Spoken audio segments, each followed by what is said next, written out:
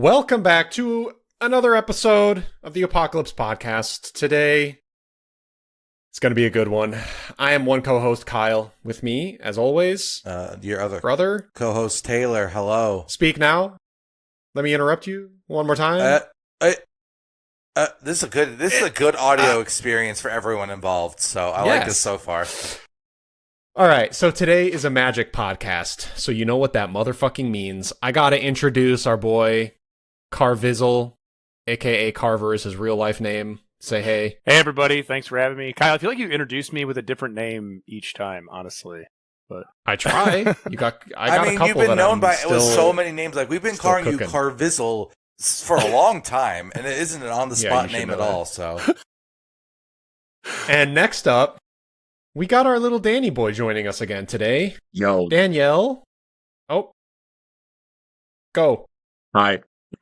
Hi. Done. Simple. Clean. Easy. I got ahead of myself. I'm sorry.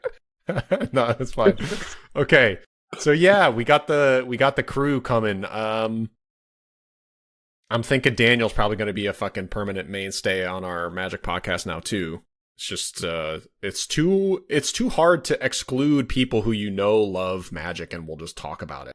It's like, how could we not have our cute little Daniel here? I I only call him that because he's younger than me, and I grew up with him. He was a little baby, so when I met him, so in my head, he's just cute little Daniel, even though he's 6'4" and extremely manly. So today, the actual episode is gonna be our favorite sets. What's so fucking funny? I didn't even make a joke. It's true. This This is all just being, really your gassing me up, honesty is really quite funny. do you remember, like, a few years All ago, right. totally off topic, but in Discord, someone made a comment about Daniel's birthday, and then we all just went off on how handsome he was for, like a good... I don't even remember that.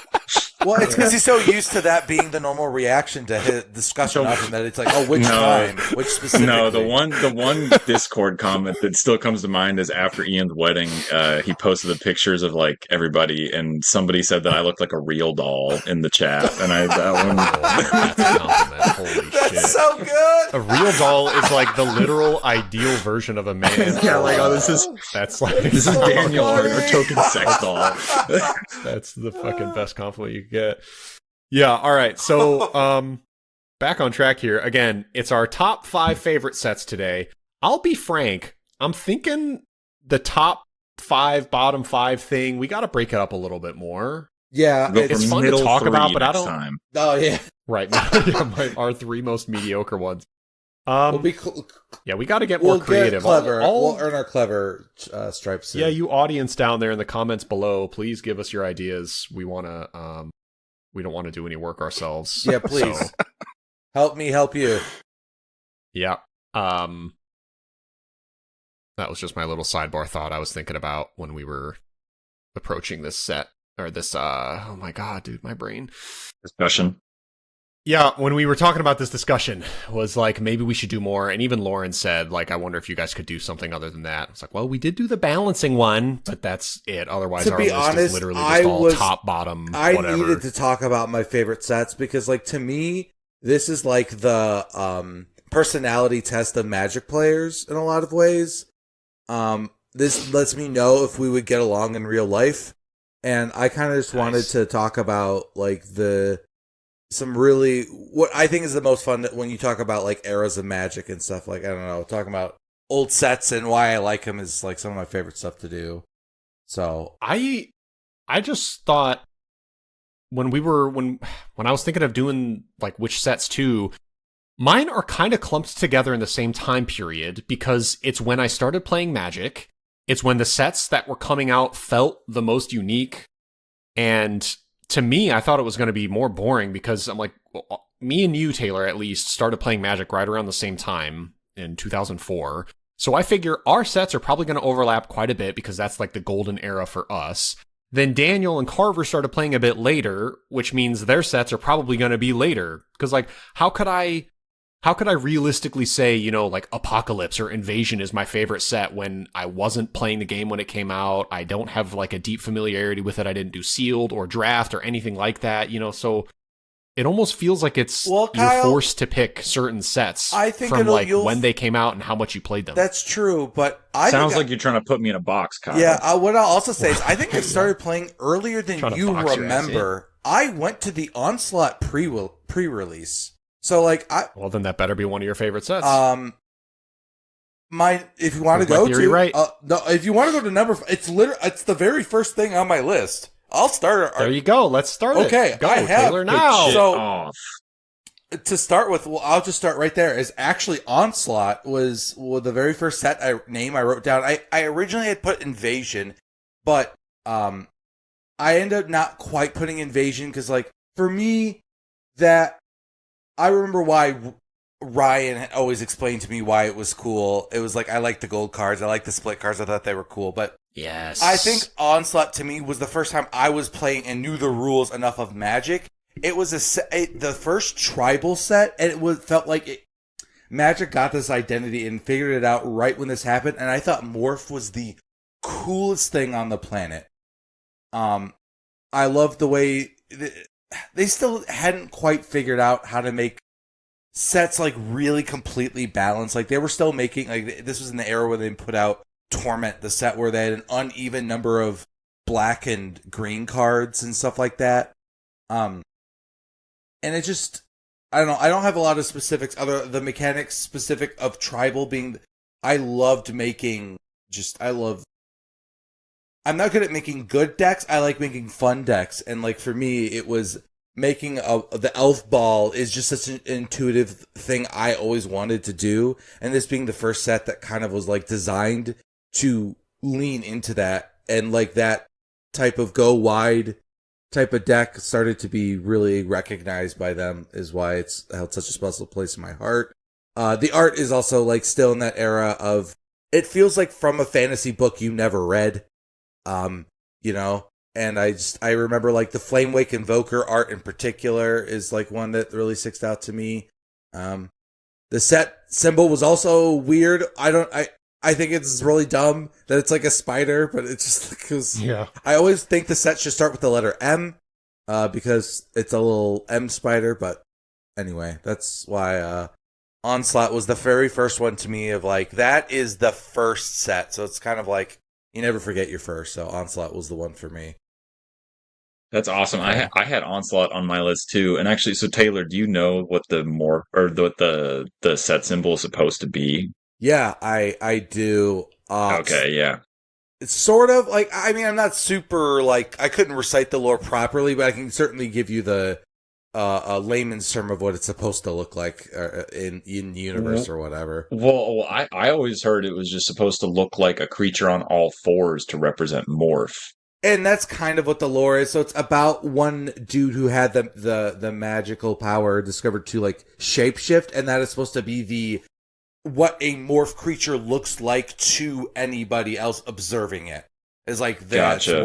what morph looks like is. So it's like it is a creature on all fours, but it's because it's this specific wizard casting his whatever spell. I forget the name. I see. Wow. Okay. I didn't know the lore behind so it. I the always thought it was a cool symbol, though. Whatever the it is, it's very set- cool. The creature that I can't remember his name, the one I think that it can become any creature type or is all creature types.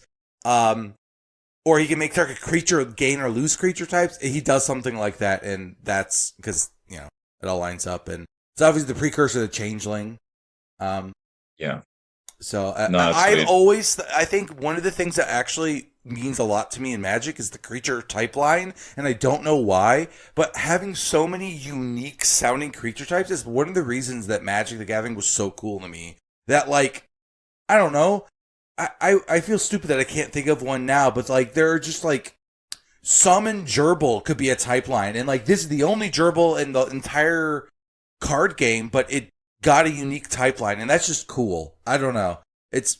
I love flavor more than lore, and I think that's where Magic feels like flavor and lore were almost the same thing. That's what it kind of felt like. So I don't know. Those are some non-concrete reasons Onslaught's cool as shit.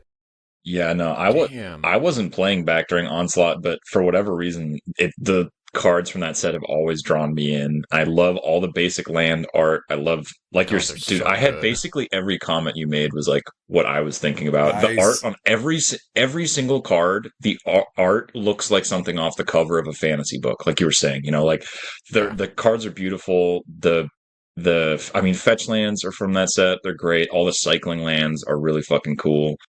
Yeah, no, I agree with everything you said.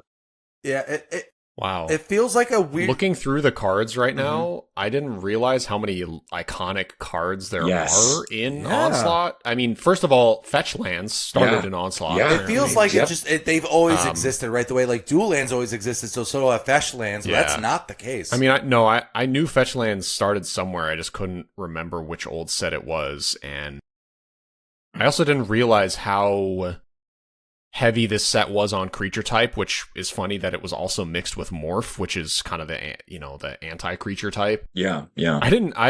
The set symbol having that much lore behind it is pretty hilarious. That's cool. I didn't realize that's what it was.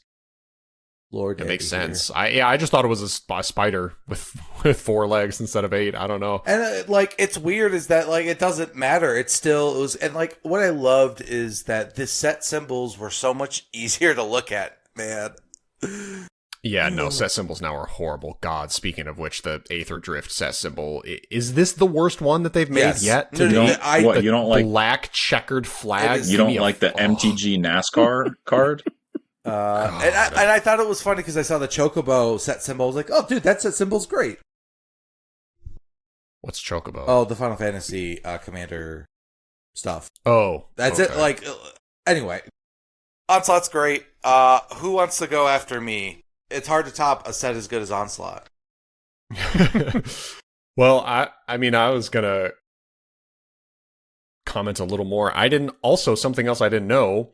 So, Grave Spawn Sovereign is an old card that I really love. It's a 6-mana 3/3. You can tap 5 untapped zombies you control to put a creature card from any graveyard onto the battlefield under your control. It's extremely powerful. That's sick. Didn't know that was a cycle. Yep. Really? In Onslaught, there's one for each color. The green one, Interesting. you tap 5 untapped elves and you create a 7/7 green elemental with trample. Damn. Bonkers as fuck. The white one, you tap 5 untapped clerics to gain 10 life. I think the blue one is you tap 5 untapped wizards to do I something. think draw can't or remember. I counter don't or have it. something like that. Yeah, so I didn't realize that was a cycle. That's cool. Yeah, And there's that's a what I'm lot saying, of like- cycles in Onslaught. Yeah.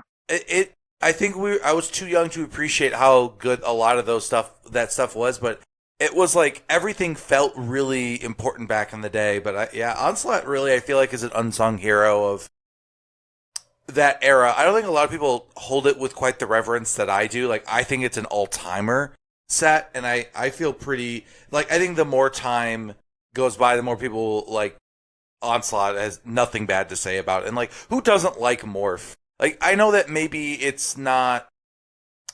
I know there's plenty of people who don't like it, but I guess it's like there's a reason they keep trying to do something with the morph mechanic.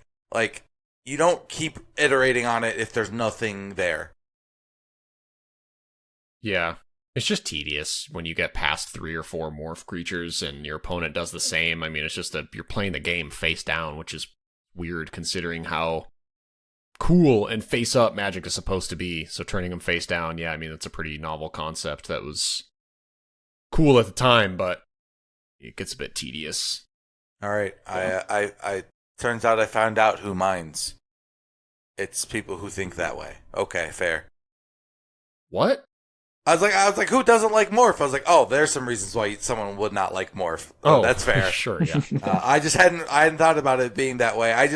But you're totally right. And like, what the real answer is, every playable form environment only has one good morph guy, so everyone knows what it is. It's not really a mystery. It's more of a limited mechanic than anything. But yeah. Exactly, yeah. I guess I should have clarified that too. Once you get into a constructed format, people know which morph creatures are good, so you're not going to surprise anyone. Yeah, it's like limited or kitchen table Magic, or I guess even EDH at this point now. You could probably have a ton of morphing shit that just you lose track of everything. Yeah. Carver, did you have any thoughts on Onslaught? Not a lot, man. I mean, honestly, I Yeah. wish I did, but as I'm looking through the card list on Scryfall right now, there are a lot of cards that are amazing. You know, Tranch's Presence, Crows and Tusker. There's a lot of like cards that just have, you know, I've used so much of over time. Dirge of Dread is a common that I love that I seem to find. Oh, I put that in so many decks. So yeah, yeah, it definitely didn't come to my mind as a favorite, but I'm looking through these cards and they are so cool, and the art is so striking. The art is like, there's something with the border, like what's going on with the, is that with the morph border on like the blue cards? Like it looks like they're, I don't know, like all the borders look really cool. So honestly, Carver, I think that's just what Magic used to look like. The borders of cards used to look like for a very small window, because they didn't have unique like more like the way that like enchantments have their own frame that are like kind of have a custom like they didn't denote between morph and non-morph cards. So that's just how weird kind of the borders were for a couple of years. There was like I mean, Magic just used to look better. It's like I hate saying better. I liked it more for sure. And even now, like the MTG Arena has some like fun like old framed like themes you can put on the cards, but they don't look good because the font is the modern font, and it's just like the font mixed with the imperfections of like the uniqueness of each of those different colors. Yeah, cards just look weird in a good way. They just look very like, that's the thing that I think all the old Magic players are wanting to evoke is the way like the Onslaught era Magic card looked.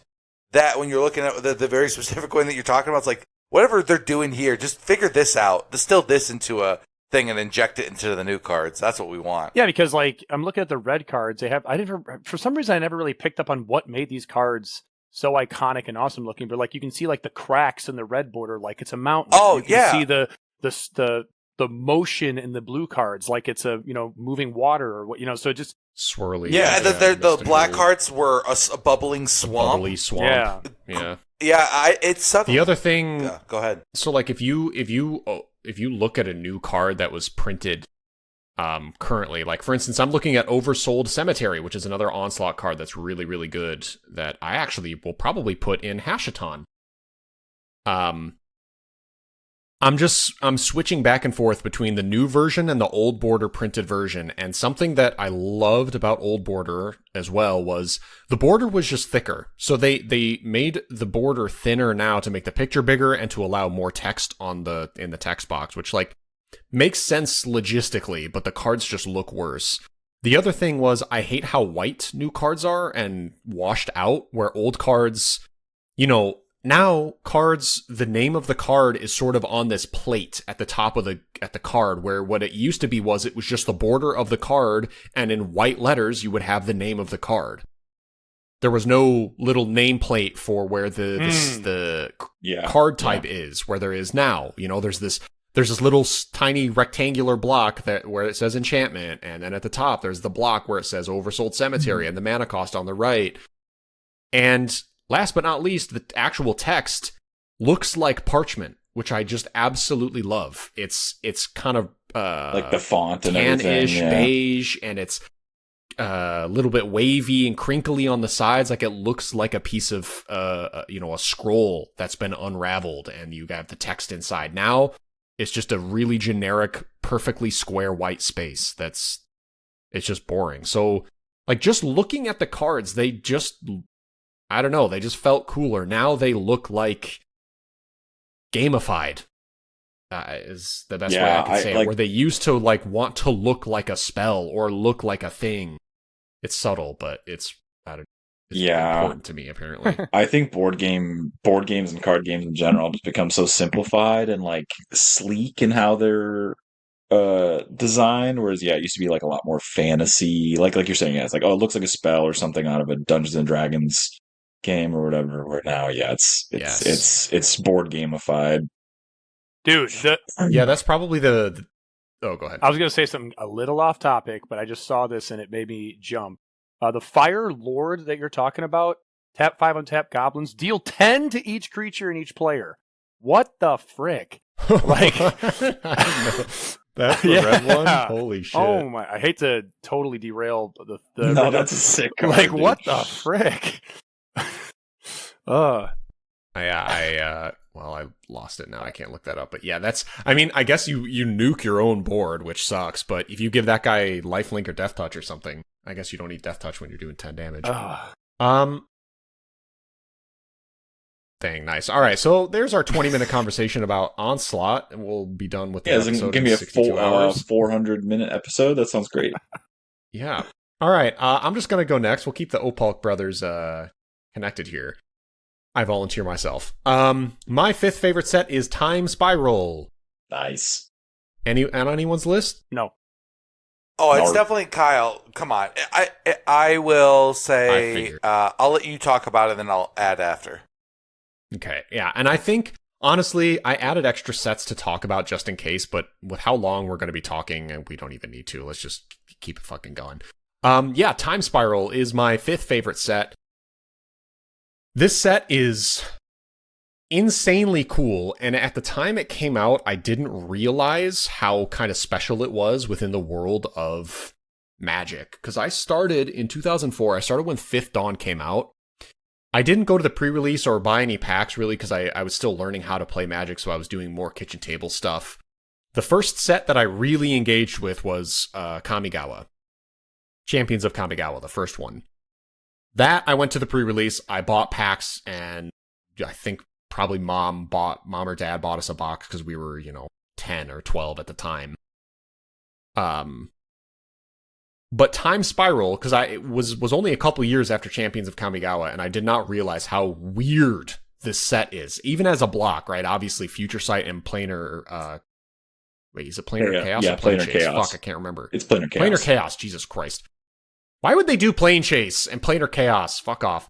Yeah, I just didn't realize how special and cool the set was. It's also really big. It's a lot bigger than normal sets. And they introduced, 40 different keywords or mechanics. It was just a total jumble and really, really crazy, but it was very, formative for me for playing Magic. It opened my eyes a lot for how many different things there were and how weird the game could be. Because when you're starting a game like Magic, you're not going to go back and look at the 10,000 cards that came out before you started playing. You just don't do that. So it's hard to really fully understand how deep the game can go. But when Time Spiral came out and it was a set that was brand new and I was actively interested in getting, picking up that set and opening a pack, and every pack had some kind of new creature type, new ability, new something on it. It I don't know, it's kind of hard to describe, but it just sort of injected into my veins the idea of how big Magic is and how big it could even be. Especially Future Sight, which maybe I'll cheat and pair that with Time Spiral as being one of my favorites because Future Sight was so weird and cool as well. But, Time Spiral, it just had great cards. When I was looking through the set, I'm actually going to do this and just kind of rapid fire list off names of cards. I did not realize, again, another one of those sets, seems like every set's probably like this, but it's one of those sets where the amount of cards in it that are relevant to me and that I still use repeatedly to this day, it's staggering how many cards there are. So first of all, the mechanics of Time Spiral, Suspend and Split Second are the most notable to me. They're very weird. Suspend as a mechanic is so fucking bizarre. But it's so cool. Taylor, this is one of the things you always talk about, you hate cheating in Magic a lot. You think if you want to play a card, you should have to pay for it. You hate free stuff, you hate cheating stuff, you hate untapping stuff. Suspend is so cool because instead of making you pay with mana, you pay with time, which is such a crazy concept, even for Magic. It's holy shit, yeah, what if you pay for this card over the span of multiple turns instead of just having a big cost now? What if it's cheap now, but it doesn't come in until later? Really, really, really cool conceptually. And then Split Second is a really good mechanic that they don't do. I don't think they did too much past it, but Split Second is that you can't if something with split second is on the stack, nobody else can put anything else on the stack while it's resolving. So it basically just guarantees the card that you play will be played if it has split second. So that was a cool mechanic. Very bizarre how they were messing with timing of things in Time Spiral. It was just really fun and special. But what I'm going to do, well, maybe we can talk about this first before I just like list off all these cards that are, it's just crazy. But anyways, Time Spiral, what do you guys think about that? Time Spiral. All right, nobody has any thoughts. Very cool. I can go in. I was going to let either Carver or Taylor jump in if they wanted to. But no, I kept accidentally trying to unmute myself and completely missing the unmute button. And Carver is no longer speaking. So okay, Carver's gone catatonic. Yeah, Time Spiral's sweet. What you're saying about like suspend and split second, I think it's really interesting. Yeah, obviously time is in the name, but they really like embraced using time as a resource. There's cards that use life as a resource or your deck as a resource or, whatever. And they, this is the first set where they had to use time as a resource. I think it's really cool. I have Planar Chaos on my list. Cool. Yeah, Nice. So I'll talk about that separately. But I like this whole block is so cool. I love the theme that it's the kind of the lore is that its Dominaria has been like laid to waste by the Phyrexians, and this is sort of the aftermath. And I feel like you can kind of feel the chaos. I mean, I guess the set Planar Chaos is in the name, but they're really kind of like pushing the limits of what the game is and testing different mechanics and things and especially different mechanics with different colors that don't normally work. And sometimes it's weird and sometimes it's really cool. It's a crazy set. So what I actually want to say is that Planar Chaos is the one I put down. It's what I put down, but I think I want to put Future Sight as my pick because this block to me is Magic the Gathering at its peak in terms of like why I think it's just like the coolest shit on the planet. I think that this block feels like shit they could never pull off today in terms of like, I don't know, the past, present, future. I think they did such a cool, unique way of handling it. I'm just pretty dumbfounded by this series of like, this is where Magic the Gathering ended in a lot of ways. Like, I don't know, you know what I mean? Like, this is kind of where they peaked. I wanted to pick Future Sight because I think they have so many cool, unique ideas in that set in particular that really I loved. But I think this is also where they introduced the like custom sheet in packs, like where packs felt magical in a weird way, and I don't know if they ever recaptured that for me. But like the see an old bordered card randomly in there was so hype, dude. Oh yeah, it was just so weird. Time shifted cards, especially because it wasn't a precedent. It isn't just what are they doing this set for that thing, And it's just like, it's just so fucking cool.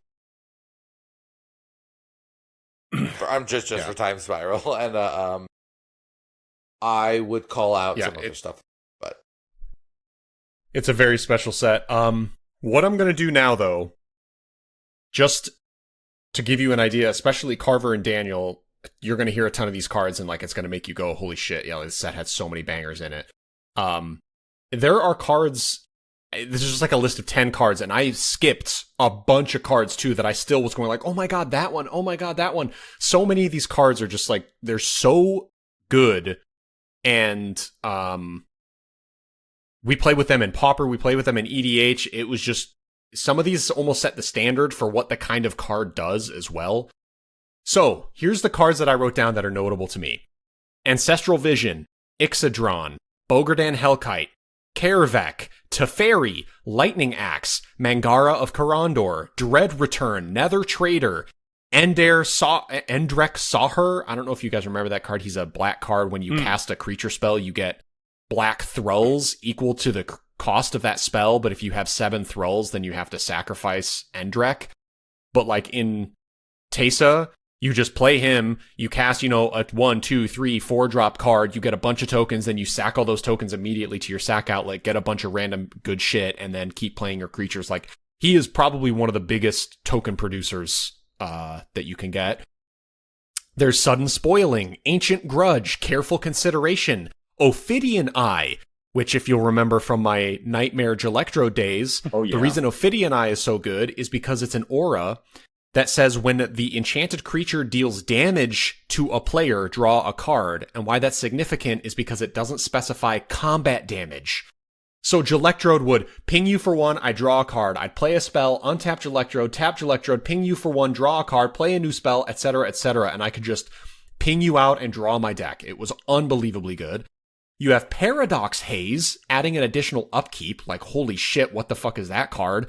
Return to Dust, one of the best artifact enchantment removals in EDH. Rift Bolt, Pentarch Ward. Like, I'm stopping there, but those are all the cards where I'm just like, holy shit, there are so many staple cards in Time Spiral. Just blew my mind when I was looking through, remembering how many come from this set. Yeah, a lot of slivers too. There's a lot of really cool stuff. I'm looking at the list too, and Looter Ilkor, a card that's in vintage cubes all the time. You know, cards like that. Like, Yep. Oh my god! yeah, yes. there's tons of amazing cards. I'm gonna what do you say? I'm gonna give myself a little bit of excuse not playing at the in when this set released. I think it's hard for me to really appreciate like the set as a whole, because like as you list off all these cards, Living End, all these unbelievable cards that are in this set that you see all the time, for me to connect them all as like from this set, I just don't necessarily have that because I played after this point, you know. So, but as I look through these cards, man, there are so many hits. Sign of the Ur-Dragon, like Riftwing Cloudskate, you may have talked about that one already, but yeah, there's just an unbelievable number of cards. Sarah Avenger is a card I always loved. It plays with that time theme where you can't cast it until turn 4. It's there's so many weird things, but yeah, I guess I never really fully appreciated how much this set really does play with time and how awesome that is. This set's really cool for sure. Yeah, I'm glad you kind of brought that up, and Taylor is bringing up a good point too. We're talking a long time, and we're only 2 sets in, so this is going to be a ridiculous one. We might have to just like skip ahead and do top 3 sets instead, but I kind of forgot my point, but yeah. Oh, that you didn't play when this set came out, and it was sort of accidental, but now I'm glad I kind of listed off all these cards to sort of bring you into that space, and you're looking at the list as well, but you're like actively seeing, hold on a second, like we put all these cards repeatedly in all of our decks and kind of connecting the dots that these all come from the same set. Yeah, it's pretty staggering how impactful Time Spiral was. Yeah. And you know what? Since a lot of these sets are overlapping, that could probably help us just trim it up. Like Taylor and Daniel, you guys both put Future Sight and Planar Chaos in your top sets, so we could consider this discussion as just like. So that's actually what I wanted to circle about. It was tough to pick top 5 sets because of this era, right? So I was so in love with the idea of we're having a block designed around eras of Magic that like I kind of loved them all for similar reasons. So that's 3 sets, you know. Yes. But for me, the one that I think, imagine if a Time Spiral was made today, like we were this enfranchised, but when it was that set came out today, like imagine the level of just joy you'd be like crying over, right? I don't think that's the one thing. I'm grateful I wasn't able to appreciate it, so I'll never like have the like nostalgia of like remember when that first came out, and like I don't know. So there's something to that, but I love the Future Sight set so much because of the mystery of like, I don't know how much of this is real future versus envisioned future, and like I loved how alien almost it felt like the future shifted cards. I thought that so for me, I just that was the thing that was the most interesting to me. I think Planar Chaos is the most fun of the 3, but is now the worst for. Well, why don't they print this type of card in this color? They did it in Planar Chaos type of, like, ruining of EDH decks now of, like, you can be in white and have a, destroy target creature with unconditional stuff because Planar Chaos is weird. But this is the type of Magic I wish they could make. It was just, like, they aren't such a big brand that they have to be careful of it. They can just be weird. They could just make it be like, we're gonna have you tinker a Flagenbogger, and you make 2 of those per turn instead. And what does that do? I don't know. It might do something eventually, but I don't know. And I just think that it looked so weird, and I loved how not focused tested and how bad it must have felt to play in like competitive formats and stuff, because it felt like a game designed to be played instead of whatever it is, like a universe to add more stuff onto. It just feels weird and made by people who are just making weird shit because weird shit sounded cool. I love Future Sight. Yeah, it was harkening back to our favorite mechanics one when we were talking about Delve, the fact that Delve was in Future Sight. It's just something you don't think about, but that like you just said, that was real future versus an imagined future where, they had some other like Fortress. Do you remember Fortress? I remember it existing, but like what the fuck? Yeah. It was basically like, it was almost like Bestow, but it went on lands. You played this artifact that had Fortress, and you would fortify a land, and then if like the land died, then it would. I can't exactly remember, but it was a totally bizarre mechanic, and it never came back. But yeah, like that kind of shit was sprinkled in there. So let's just move on. Carver, do your number 5. You want me to do 5, or do you want me to do like 3? Because I could hop ahead a little bit if we're skip ahead to.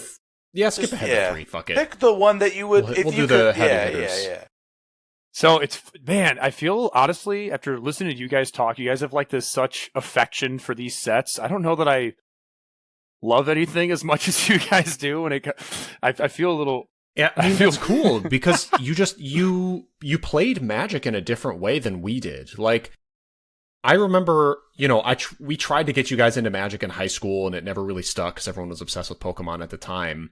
But when you went away to college, that's when you really got into Magic, and you got into it really fast and very competitively, because that's just kind of how you are. You like to get good at things really quick. And Taylor and I started playing Magic when we were kids.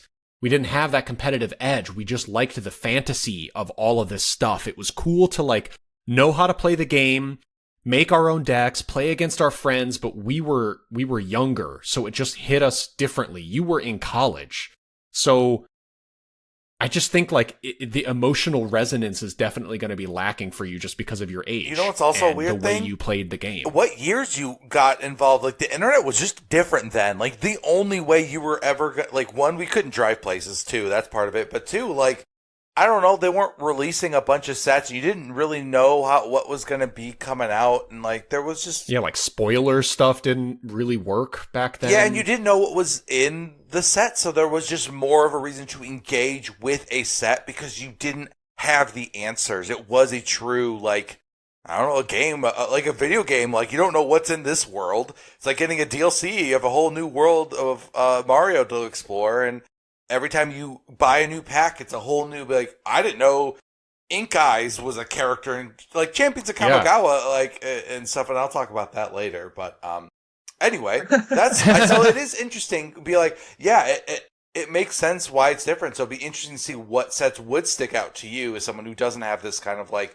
emotional resonance with it. See, that was kind of my I do have emotional resonance with sets. It's just not like, it's not like in the same. It's not the same. It's not the same like love of the world. You know what I mean? Love of the fantasy of it. For me, it's a lot of it. Like I played a lot of Limited at that time, or I played a lot of Standard at that time, and that set was like the set that came out with these 5 cards that shifted the whole format. You know what I mean? Like that type of thing that kind of can draw me into different sets and gives me some.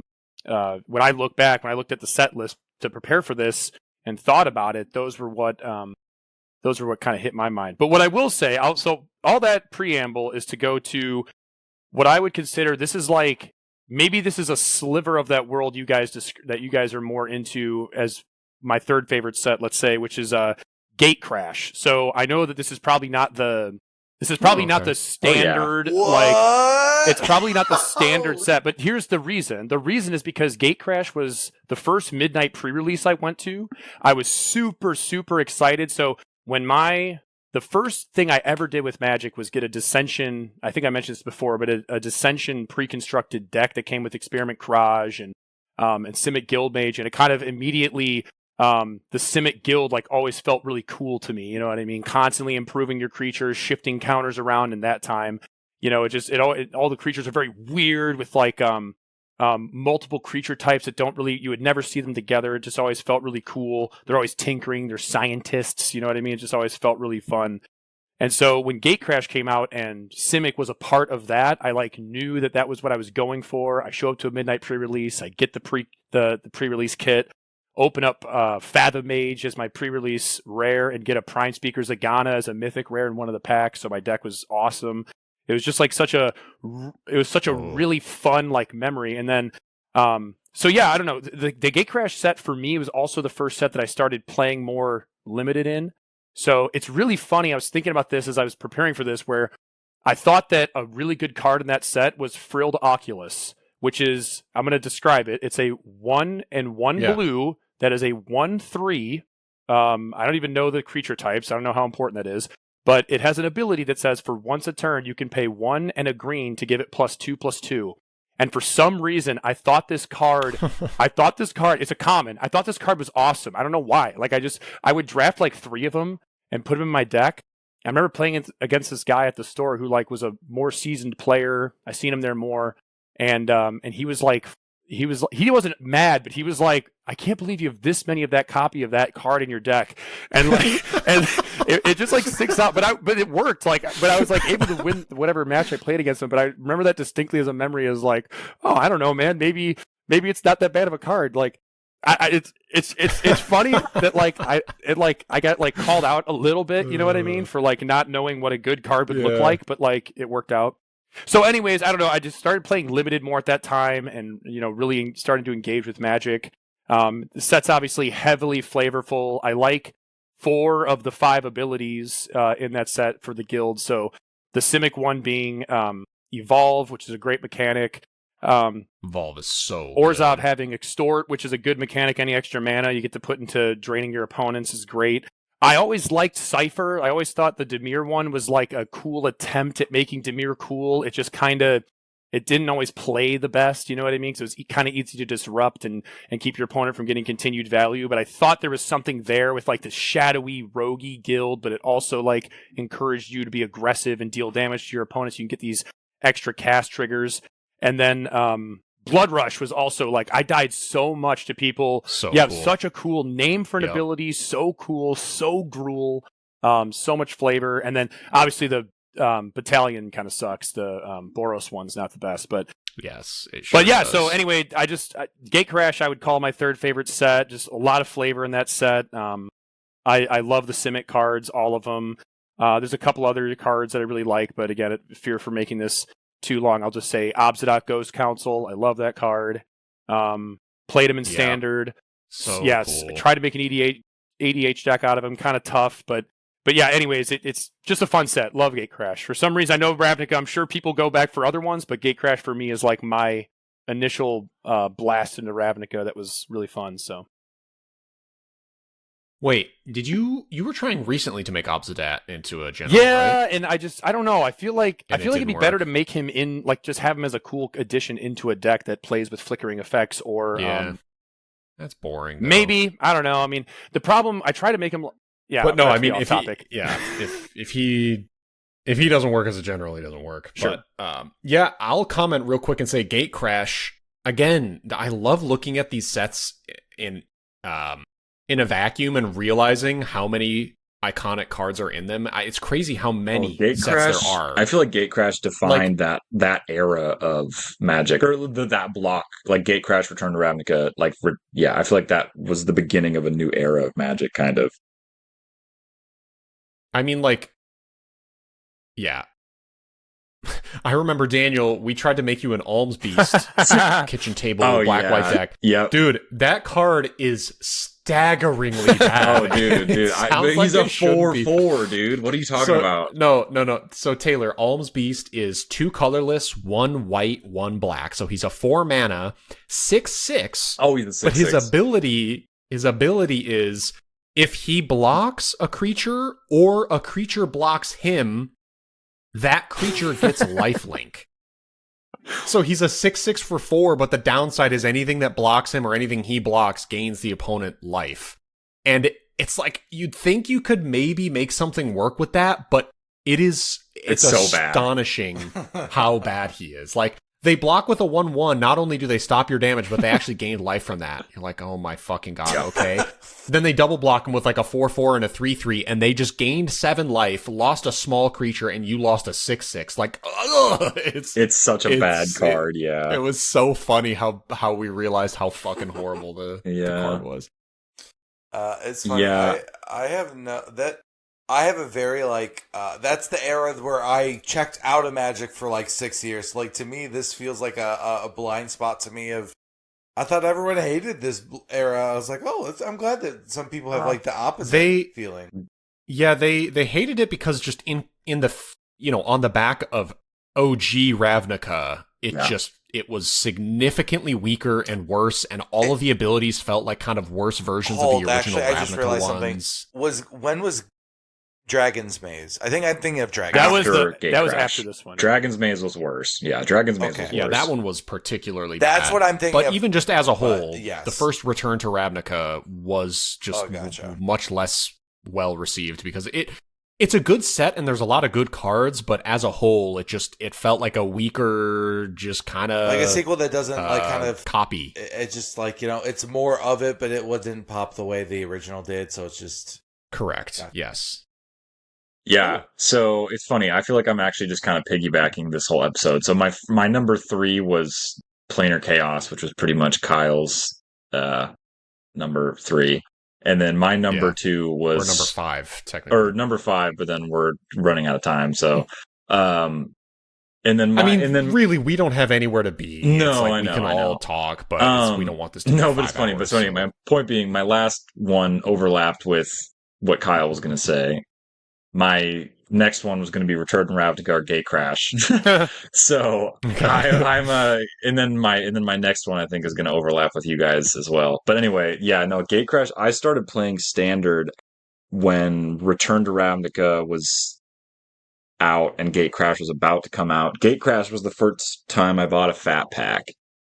And that was the first time I built a Standard deck too, which Kyle helped me try to build an Alms Beast deck, which sucked. That was the first time I ever bought like a set of dual lands for a Golgari Rock deck. I had the Rock deck with Deathrite Shaman before he got banned. Yeah. It was a fun era. I didn't get to play during the original Ravnica era, but I liked all the guild specific mechanics and shit. It was a lot of fun. I don't feel like I did many limited events other than like the Dragon's Maze pre-release with Kyle, but yeah, I liked it a lot. It's a cool set.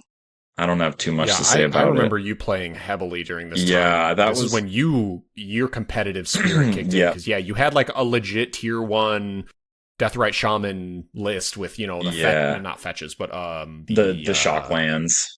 Yeah, the shock lands and Deathrite Shamans, and you had like a really good deck. I remember you sold it all off too. Yeah, I sold it off. Yeah, I think I had a few $100 in store credit or whatever I got out of it. But yeah, and then I had like a mono red budget deck and stuff too. But yeah, and it's funny. I actually when I was like researching sets earlier today, I was looking at M13, which was the core set before Return to Ravnica, right?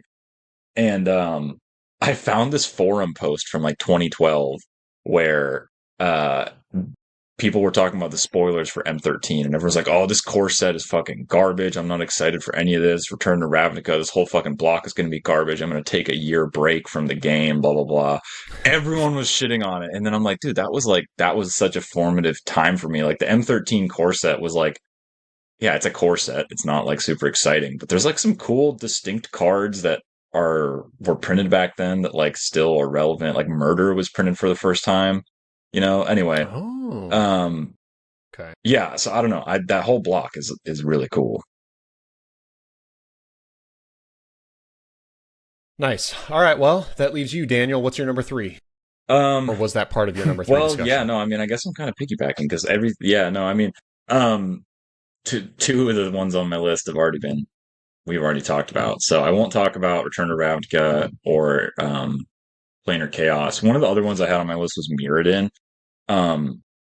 Both the original Mirrodin and Scars of Mirrodin, but I'll talk about the original Mirrodin.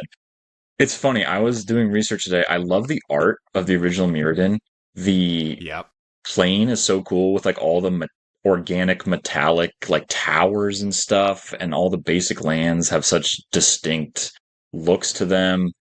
And in the original Mirrodin set, all the mana symbols and the text boxes are grayed out, right? I found out today that that was apparently like unintentional, that there was like some printing issue and they couldn't get color in the text boxes. Oh.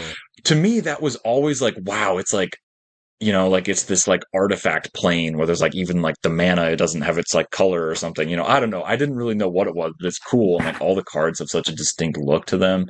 Um, and if you look back, I mean, there's so many good artifacts from Mirrodin that like, well, not just artifacts. Oh I my mean, God. cards in general, like Thoughtcast, got Disciple of the Vault, got Domineer, which is such a cool, weird fucking card.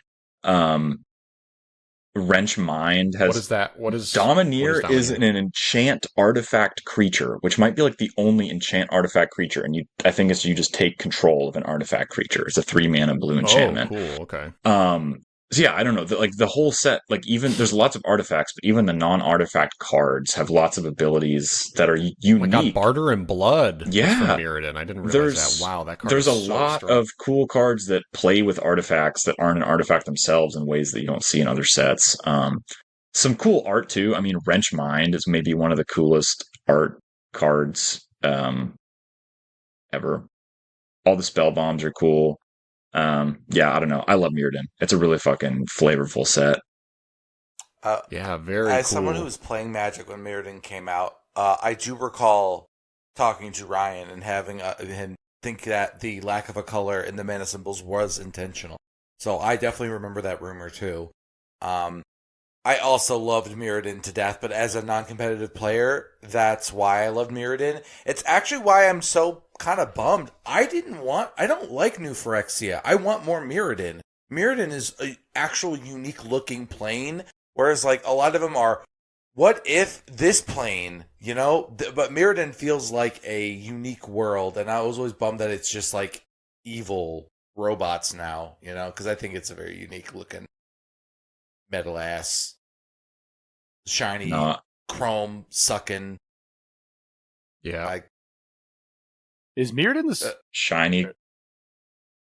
I was gonna say shiny chrome sucking was funny to me, but Is Mirrodin where Affinity started?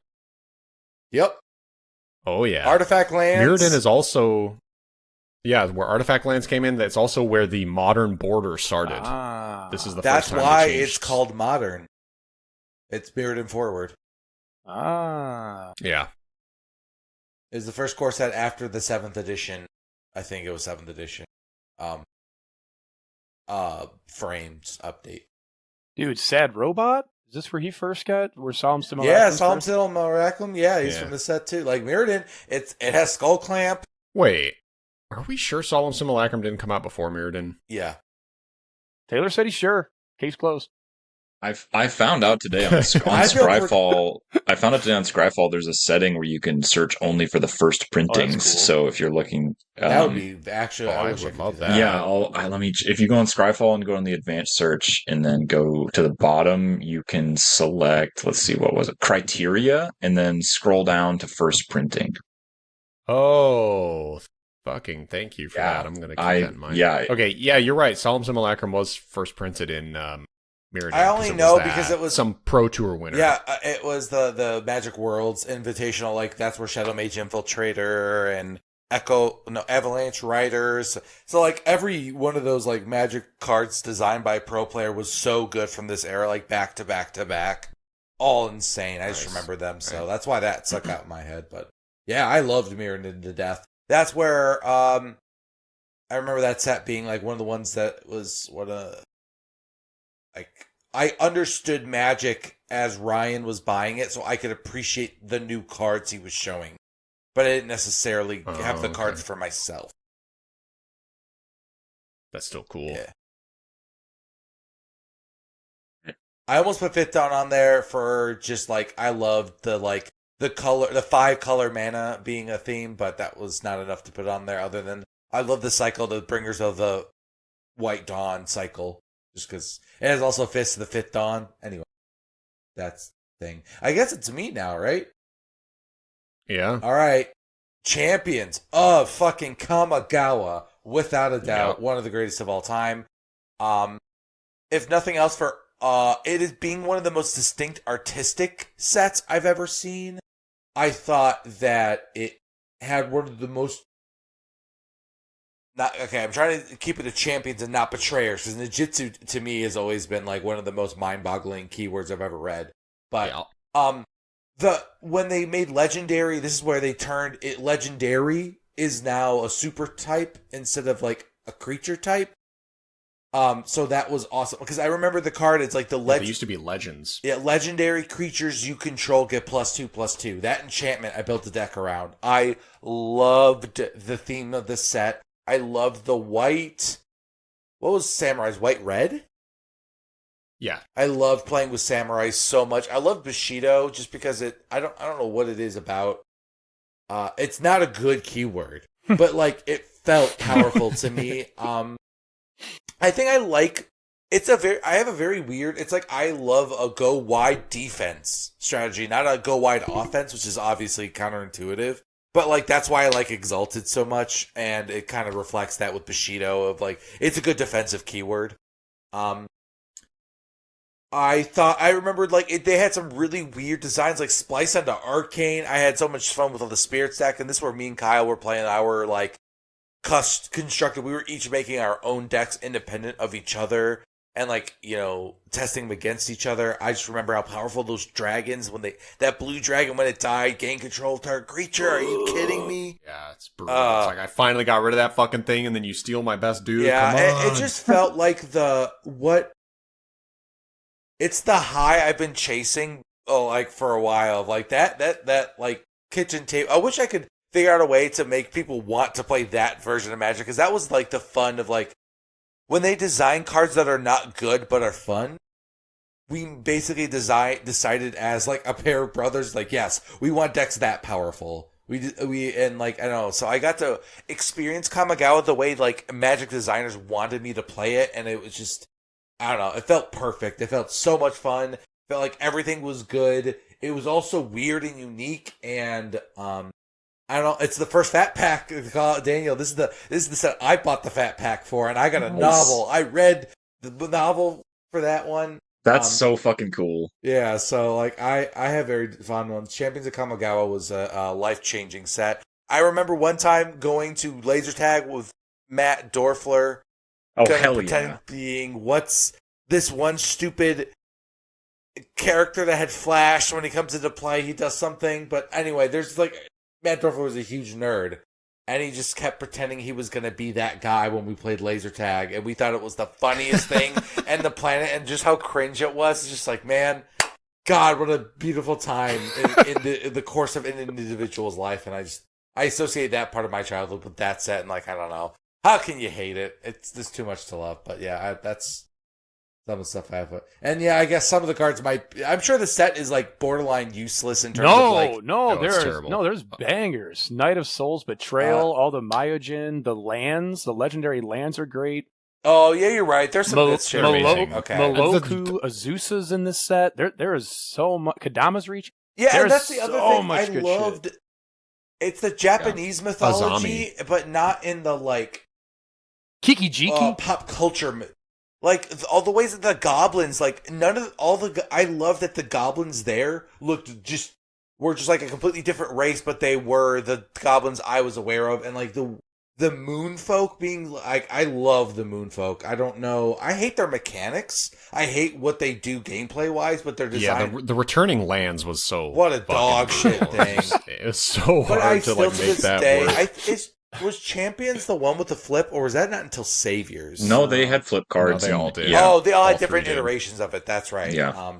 I thought that was one of the coolest things I'd ever seen in my entire life. That was like one of those things of like, it must be when people saw split cards for the first time of like, I didn't know they could holy do shit, that. You can do this? And that's what I loved about Magic. It's like when they present a mechanic that is like, I didn't know functionally this game could support this.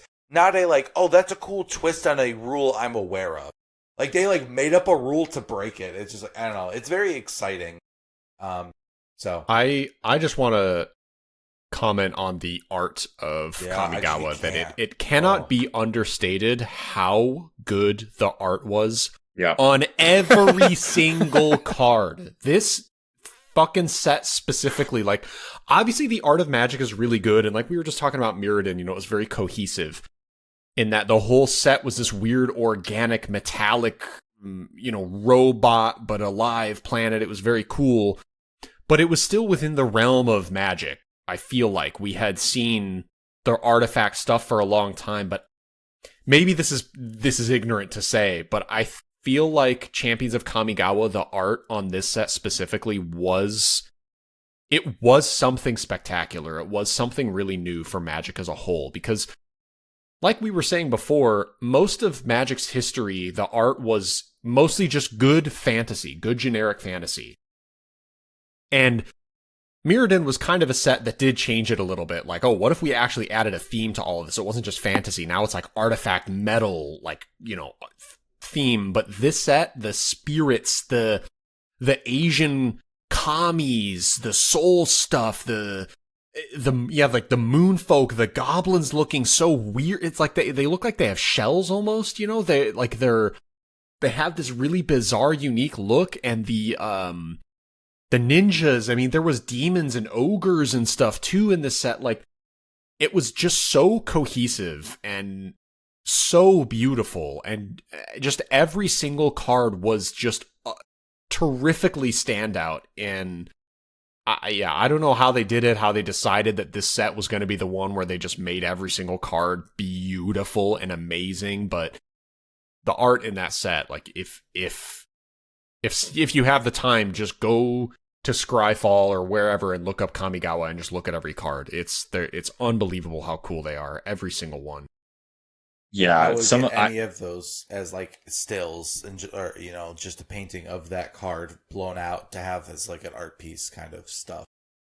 Like Cursed Ronin, Cranial Extraction, like the art on these are so good. Man, like I said, I can't be understated. Yeah, there's art that I don't even remember, and I'm seeing it and thinking, like, how did they put this on a card? How could I have forgotten this art? It's just every single piece is beautiful. All the arcane and spirit cards have just like phantasmal, inhuman creatures on them that look like something out of Spirited Away or something. They're all so different and unique, and like, they're not recognizable as the typical creature tribes you're used to seeing in Magic. It's such a good fucking set. I had Champions of Kamigawa as my number one, so I'm gonna dump my thoughts. Whoa, I did not think that was gonna be your number one. Oh, hell yeah, dude. So Champions of Kamigawa came out right after I turned 6 years old. So Kyle would have been about 11 and Andrew was like 10, my older brother Andrew. And Kyle and Andrew reluctantly taught me how to play Magic because I was the annoying little brother. So my mom... Well, the problem was you couldn't fucking read, but you wanted to play. I was going to say, this is my comment. I didn't know how to read really well yet because I was 6. So I could probably read like 4-letter words and shit. So anyway, could not read very well. Definitely could not comprehend the complicated rules of a game like Magic. But I had my mom bought me the Snake's Path pre-constructed deck with Sashiro and Sechi and Sasuke. And I since I couldn't read, I remember just looking at the art, trying to figure out what the cards did based on the art. So it was like, if there was a creature in the picture, I would assume it was a creature I could play. And obviously did not win a lot of games doing that, but that was the first deck I ever had, and it was the first set I ever played. So the art, that's what Magic is to me. That is the world of Magic to me, is Champions of Kamigawa, because that literally set the foundation for the game for me. And I definitely didn't understand the game very well, but flavor wise, that is what Magic is. I love how much that set means to this group, and it's pointed to as Magic's lowest point in a long time, and why it took so long competitively to come back. That's so funny, because I agree with you. Everything you say to me is a lot of exactly how I feel. I think of Kamigawa's art almost before any Dominaria art in a lot of ways in my mind. It's just, and it feels like that was when our street, everybody had locked in. Like, I feel like that's when Matt was really involved too, in addition to both Andrew and Daniel to a lesser extent. Like, you wanted to be Yeah, I was just too young, but yeah. So I have this ridiculously distinct memory Oh boy. of playing 1v1 versus Daniel and just trying to like help him out and help him learn.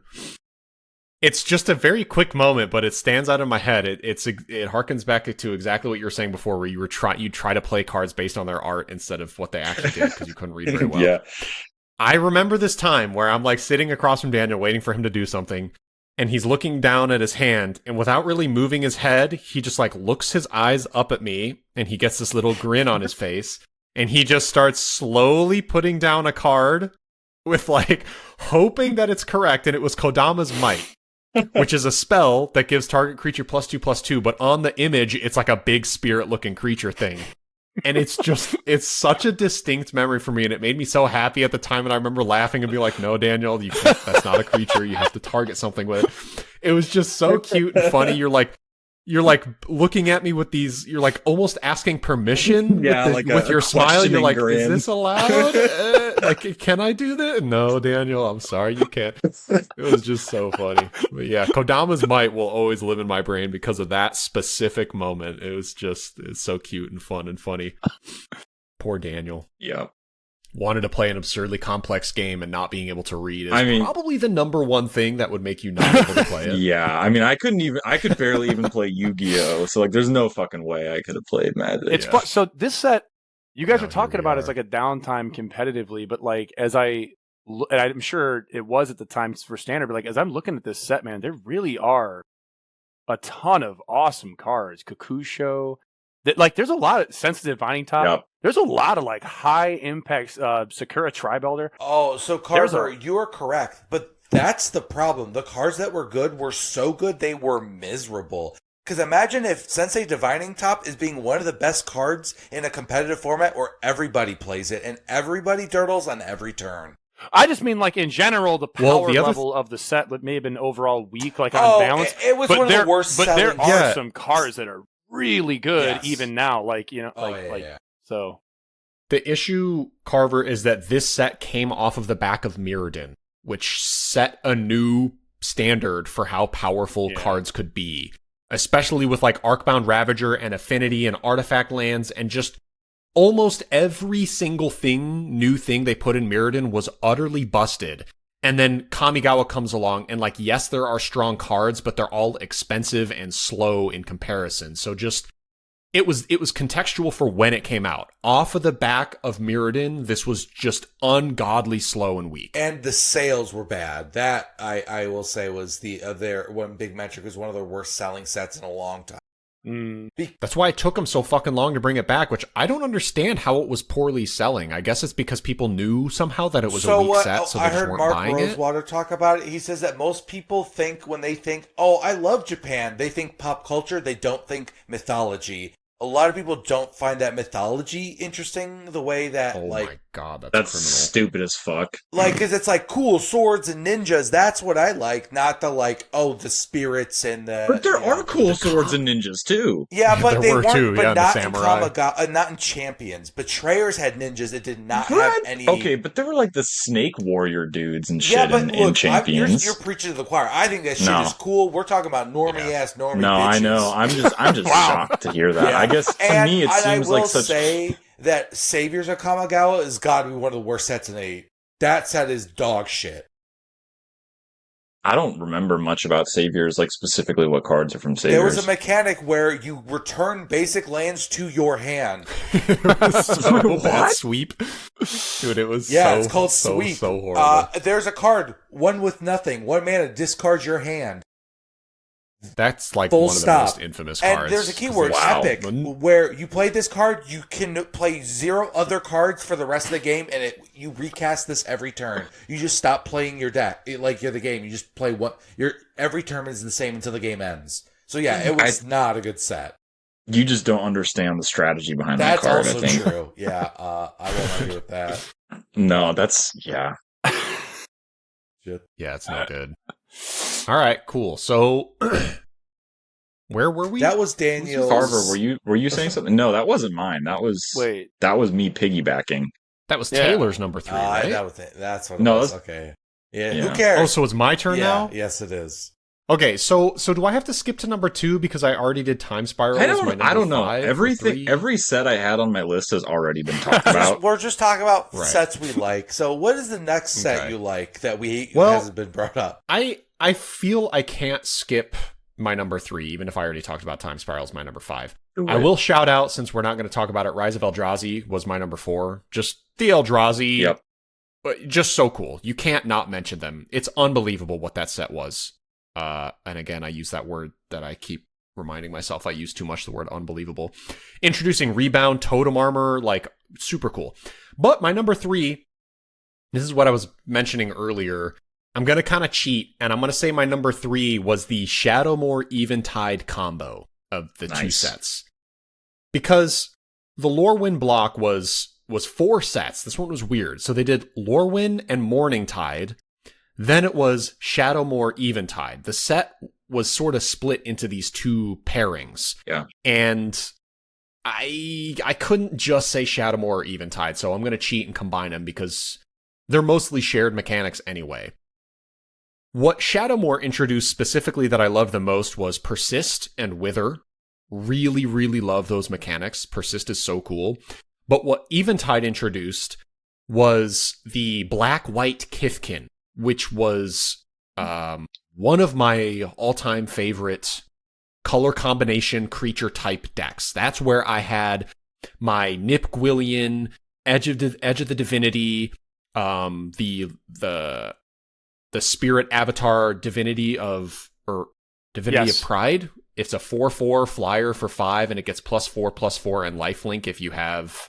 No, it has flying and lifelink, and it gets +4/+4 if you have 25 or more life. So it turns into an 8/8 flying lifelink if you're winning. It's a crazy win more card, but it's phenomenal. So the other thing that Shadowmoor and Eventide did was they introduced a card type called, not a card type, it was a cycle, called the Liege.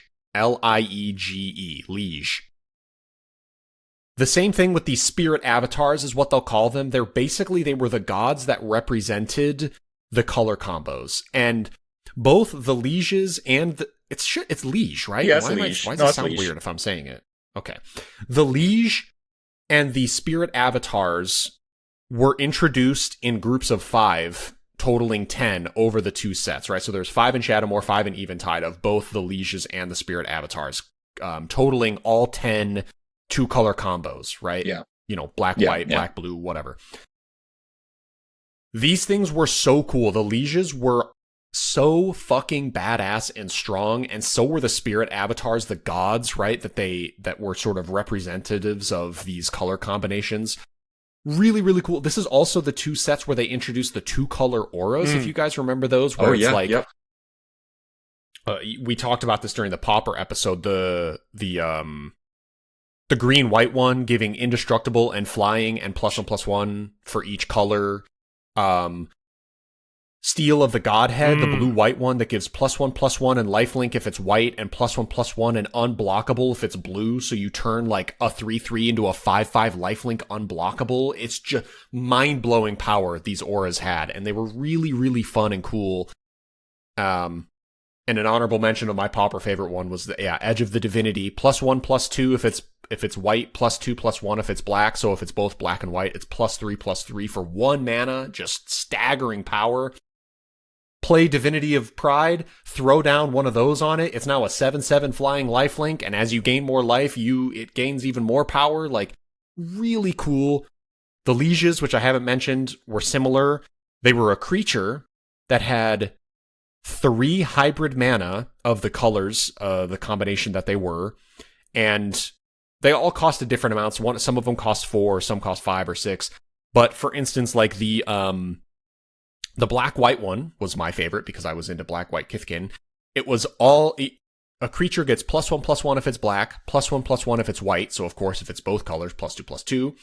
If you cast a black spell, tap target creature. If you cast a white spell, destroy target tapped creature. Or maybe it was inversed. White spells tap a creature, black spells destroy a tapped creature. So guess what? You cast one of Daniel's favorite pauper cards, Unmake, which is black and white, and it exiles a creature. So when you cast it, you tap a creature, then destroy it, and then Unmake resolves, and you exile a different creature. So the black-white liege just turned any dual-colored spell into a kill spell on top of whatever you were going to do with the spell anyway. So like my 1/1, that was a hybrid black-white mana, Nip Gwillian. It's a 1-mana 1/1 lifelink, but its mana cost is black-white hybrid. Like, you play that and just kill a creature for 1 mana, and then you get a creature too, because you played it. Like, crazy. So anyways, Shadowmoor Eventide, all-time favorite. It had the lieges, the spirit avatars, the two-color auras. Amazing, amazing, amazing combo of sets. And that's not even to mention the art, of course, on this set was beautiful, too.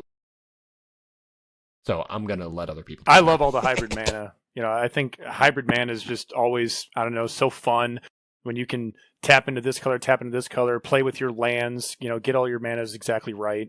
So anytime I see hybrid mana like that, and this set obviously had, I think some of the, if not, it had the most, right? This is when they did it to its fullest. I think that's when they introduced right, it. So it's, of course, Divinity of Pride, when you have 5 pips that are black-white, I mean, it's basically a black-white card, but still, just the fact that you could have only all white and still be able to cast it.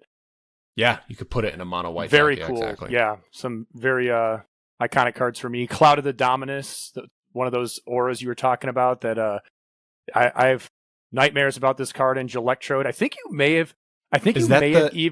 Oh, the haste Shroud. And Shroud. So you could wait a turn on Electrode, play it on turn 4. Like you could do some really disgusting things with this card. And I just remember that card, just the fact that it had Shroud being really silly. And the fact that, of course, haste too. But yeah, there's so many awesome cards. Flicker Wisp. Yeah. Again, don't have the same nostalgia I feel like that you guys have for some of the feeling when it came out, but definitely the art is very striking and beautiful, and there's a lot of power in this set. So these 2 sets, so love them.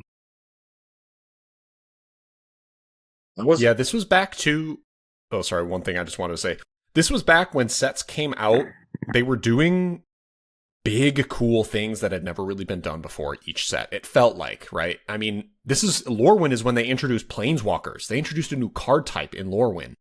And then just a couple sets later, they're doing hybrid mana. Like, what the hell is this shit? And really emphasizing how much colors matter. And that's something that Magic fails to do now for me, is that everything feels so homogenous. Even when they try to do something cool, it always feels derivative of something else they've done before. And maybe it's just because I have so much nostalgia wrapped up in this, but I don't know. I just felt like Magic was a different kind of game back then. If I could be a fucking boomer guy and say something like that, but that's no, I think that makes sense. I also think that it's hard. You've been playing for literally more than 20 years. It's hard to have a new experience, even if it's a new mechanic. The game just makes more sense to you, right? I feel like that makes it hard to be wowed in the same way. Yeah, I think right. Shadowmoor and Eventide are sweet. I was actually looking at Lorwyn and Morningtide. I wasn't playing cool. back then, but I love all the sets, same as Kamigawa, that lean into the mythology and the folklore and really embrace a strong identity in the way that Shadowmoor and Eventide do. So I love the set. It's super cool. Yeah, that's a good way to put it. The really distinct identities of color combos was really cool. I loved it. Slippery Boggle. I mean, that came out during, I believe, Eventide, and it spawned an entire archetype of deck for the history of the game, because it's a 1-mana 1/1 hexproof. It's just a staggering level of power, and you just put every aura you possibly can on Slippery Boggle, and you win the game because they just can't target it. So, Slippery Boggle was just a random-ass common that spawned an entire archetype, Archetype. Is this also...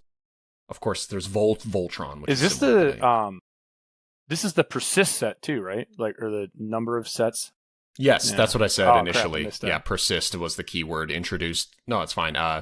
Persist and Wither were the 2 big keywords for Shadowmoor. There was a third one, but I can't remember what it was because it didn't impact me too much. But Persist and Wither Wither being it deals damage in the form of -1/-1 counters, which is like, what? When you read that, you're like, you can do that in this game? Again, like Taylor was saying, it just does stuff that makes you just like wows the shit out of you.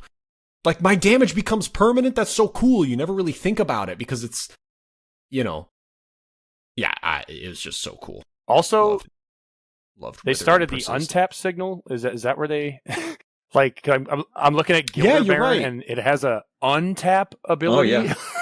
Like, Yeah, and that's where the untap symbol came from. and a card that was the third thing. It was Persist, Wither, and Untap. so Those were the three. weird. Like, Yes. a card that Very made weird. it has both these abilities, or two of them we're talking about. Hate Flare. This is a card. Remember, I had Scorpion God EDH deck, and remember that was a card when I looked at. I was like, oh, it's such a perfect card. I'm not saying it's good, but it's just a perfect card for the deck.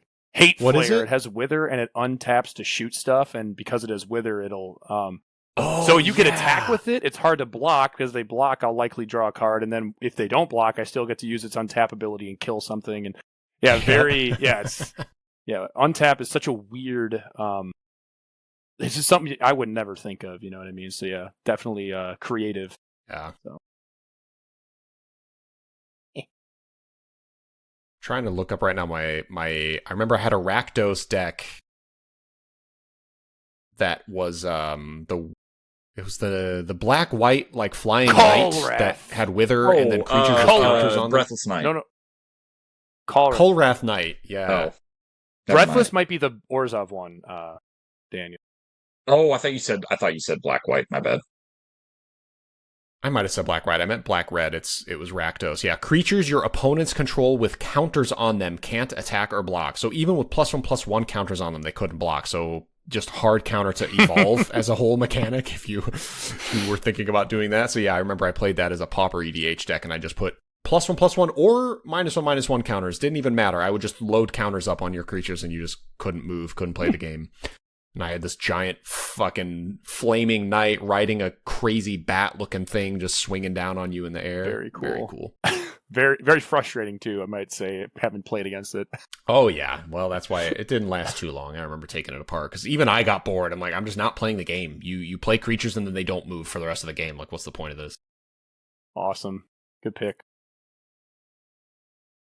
I guess Taylor's got no thoughts or maybe he's muted. I have not talked over anybody. I'm trying my best because Nice. I got Hey, thoughts nice. saved for later.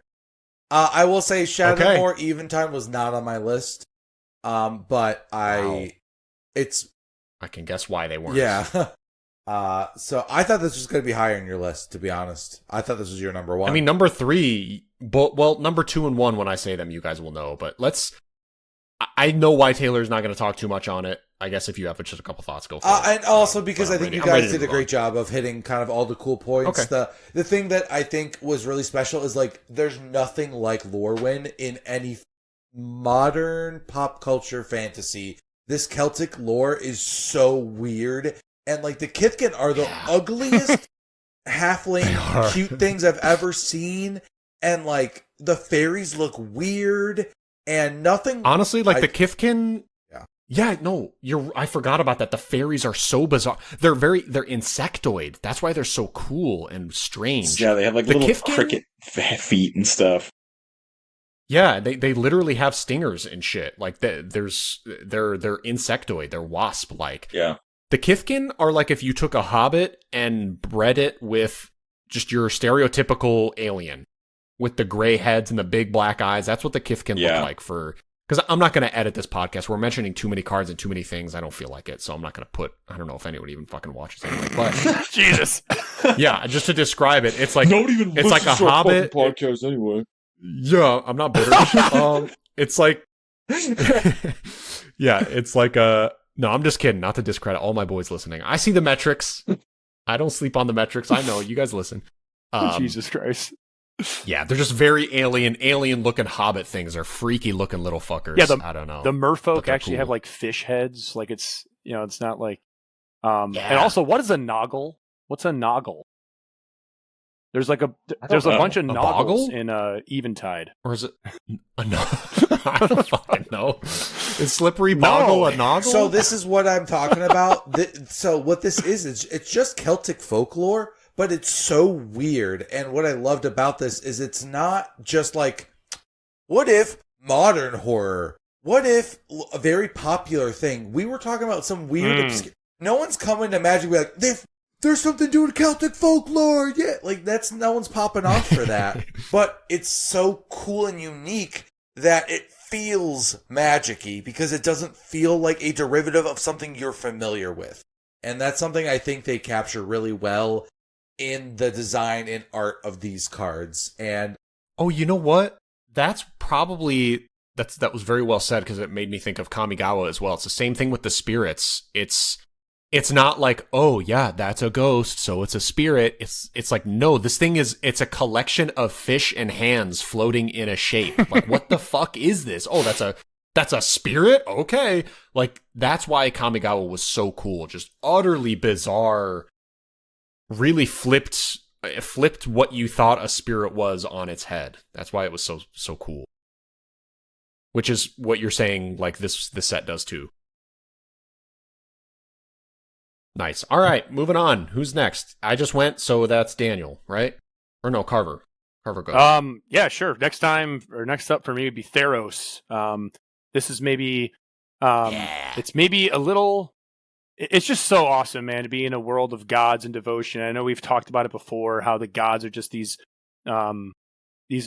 amazing creatures. You see them, like, as far as like mechanically, you look at them like, oh my god, the 3-mana 5/5 Thassa, 3-mana 5/5 indestructible, and scries every upkeep, can make things unblockable. It looks like this, gives that like awe, you know what I mean, when you first see that card. So just the theme of Theros is on point. I love the devotion mechanic. I know we talked about that in our mechanic discussion.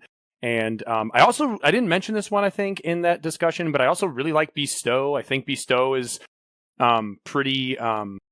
it's a way to reward you for investing a bunch of mana that your creature doesn't leave or something gets left behind if it dies. It obviously plays with the heroic mechanic in the set. Just the idea that your creatures can also like be this boon and then be left behind. There's a lot of play there. So I love Theros. I don't have a ton to say about it other than that, really. I mean, it's just a Greek mythology set that I think they executed pretty well, introduced to Scry lands. So I don't know. You guys have any thoughts on Theros? Yeah, it's funny. I mean, I think Carver, me, and Kyle went to a couple pre-releases for Theros, and I'm pretty sure I think we were all like not excited for it after Dragon's Maze. I think we thought Theros was going to fall flat, but I remember it actually being very fun with the gods and the bestow mechanic, and like you're saying, like the sealed format of Theros was a lot of fun. Yeah, I took a break from Magic for a few years during kind of Innistrad and Rise of Eldrazi. I don't know what exactly were in those years. Yeah, but that I missed, and Theros is what got me back because it felt so fresh and new. It was kind of doing what I felt like Shadow or Lorwyn was doing, or Time Spiral. It just felt like a really kind of new breath of fresh air for Magic. So it brought me back, and I think it was the same problem as Kamigawa, that it just was on the slightly weaker side of things. When did Theros come out? It was right after Gatecrash and Dragon's Maze. It was like I think 2013. Really? Right? Okay. Like 2013, I was. Well, so yeah, I remember thinking, because this was when spoilers, I think, were a thing. The internet was bigger. You knew what was coming. I think the set was considered on the weaker side. It was a bit slower. But yeah, the gods, dude, Devotion, I love Devotion so much as a mechanic. It really is so well made, and it feels like the perfected version of Chroma. It's what Chroma wanted to be and just couldn't. They didn't quite nail it back then, which of course they actually, now I'm remembering, that was a big teaser of Theros, was like, we're bringing back an old mechanic that like failed, but we're reworking it. And Devotion was what it was. It was a rework of Chroma. And Devotion is just perfect. It's a beautiful mechanic. It's so cool. And like Taylor even talked about in the previous Magic episode, the idea, I don't know, not the lore of Devotion. What would you call it? Just like the feeling of what Devotion is as a mechanic. Like the flavor, I guess, kind of. Yeah, flavor is the word. Flavor.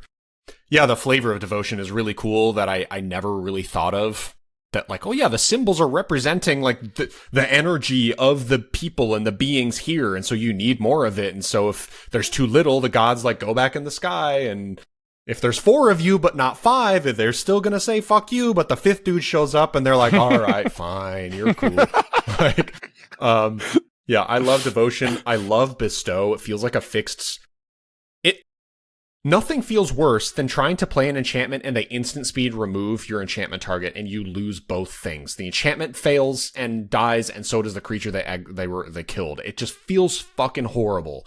And Bestow fixes that. Where like if you bestow and they kill the target, because you're bestowing it, it still comes into play as a creature. That's I feel like maybe we're not describing mechanics enough. Bestow is like you can play the creature as an enchantment on something instead of the creature itself. And then if the creature it's enchanting dies, the bestowed creature falls off, quote unquote, and turns into the creature itself. So it's a weird card, but it's an enchantment creature and it has stats. And you can play it as an enchantment or you can play it as a creature. Yeah, and if you play it as an enchantment, the thing it's enchanting dies, it stays in play.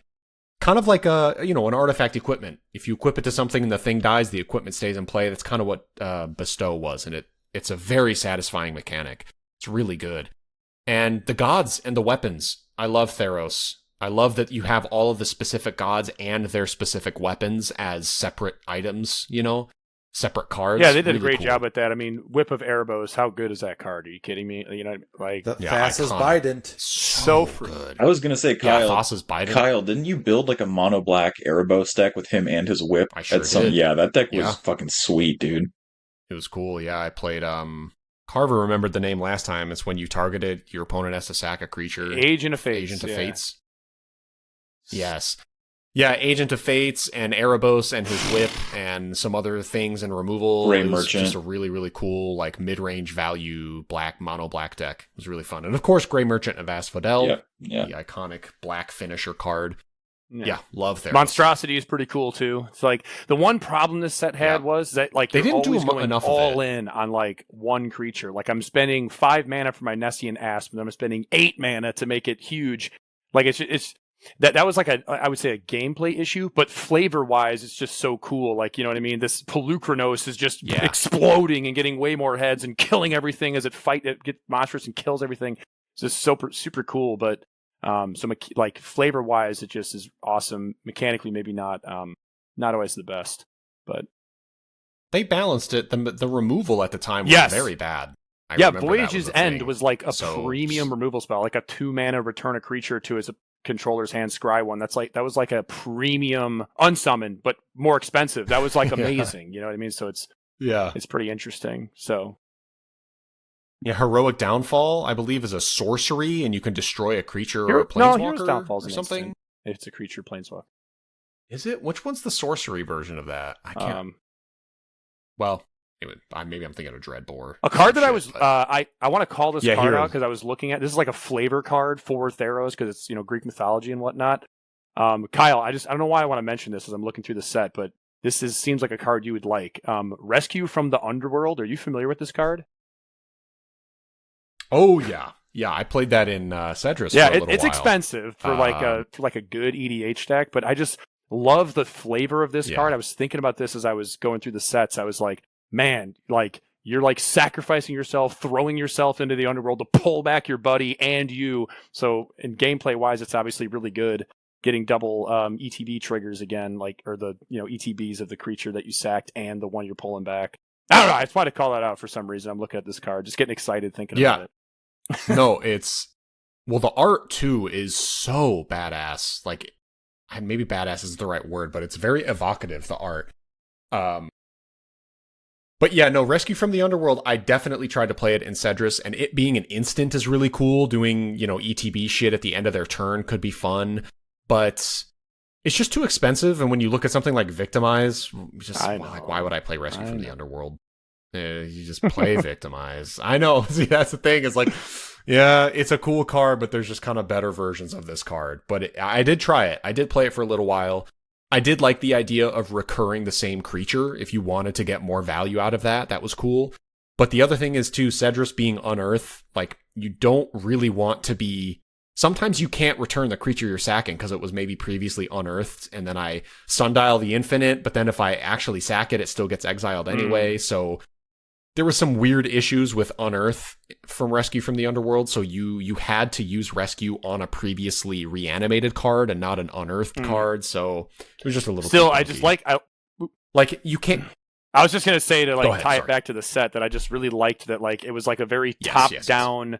You could see somebody like being like, well, we gotta tell a story where someone goes and rescues somebody from the underworld, and you know what I mean. It just felt like a very I could see that being developed in that way. You know what I mean? Where they're like, well, the creature's got to throw himself into the underworld, and he's going to grab his buddy and bring him back, and instant speed. I don't know how that plays into it, but again, just feel very on theme with the rest of the Greek mythology of the set. So, yeah, Theros, probably my number 2 set. Really fun. Theros is Nice. the set that I had on the one I wanted to put on my favorites sheerly from one, the enchantment effect, that like ethereal constellation effect in the background. I loved that so much that on the card frames. That's the first set to do it. Yeah. I thought that was a cool like visual distinction to make enchantment clearly different than every other card type. And I just love how Greek. This was back when I think them doing the Magic take on a familiar theme was still novel and new, and I think it did a really good job evoking what was cool about Greek mythology in a way that was, I felt like Magic trying to do their own Greek mythology, not what would our Magic characters look like if they wanted to be True. if they were in the Greek setting instead. Yeah, they're not bringing back, Zeus. They're not making like Zook is our version of And Zeus. even then, it's like they all felt very new. Even with like Heliod was kind of like Zeus in a lot of ways, right? But it wasn't that. And then Jace showed up and was his disciple, and like the lore was still Right. they were still establishing new characters back then instead of we have too many characters and we won't kill any of them, so we have to keep reintroducing.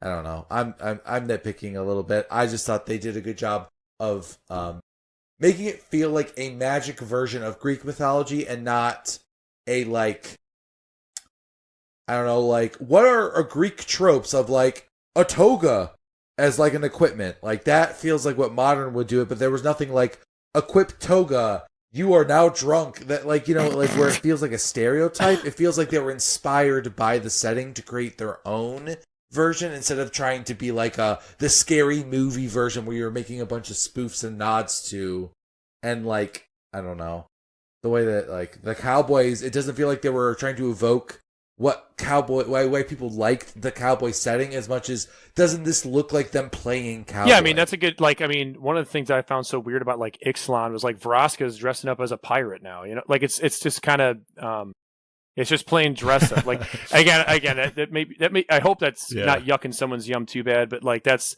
what kind of is a turn off for me. Where like when Elspeth comes to Theros to like whatever, she's still like got her Alar or Bant armor. You know what I mean? Like I don't know. She's just here trying to like help out what's going on. I have a hard time articulating without trying to say this is objectively bad, because it's not that why I like the old Magic was still being evoked here. I just think what they're doing now is different and isn't like my preference. And that's why I like this Greek setting so much, because it feels like you said, like Elspeth feels like she's part of the world in a lot of different ways. And like there's like, it's one thing when it was just like one of the characters you recognize. So like if it was like just Jace, but now it feels like we have a cast of like 8 characters that have to come in clumps together. That can make it feel a little much. But anyway, I love Theros. It just didn't quite make my list because I was still, even when Kyle, you got back into Magic, I still was more like I don't have anyone to play with. I'm living out in Bloomington by myself, so like I never got to like get back into Magic, so I didn't actually play with Theros as much as like I was there for when the set came out, saw a box opening, but didn't do much with it. Yep, fair. All right, where are we at? Daniel's number 3 or 2? I think it's my number 2, but I'm out of material that I had prepared. But I'll say I'll go off script here.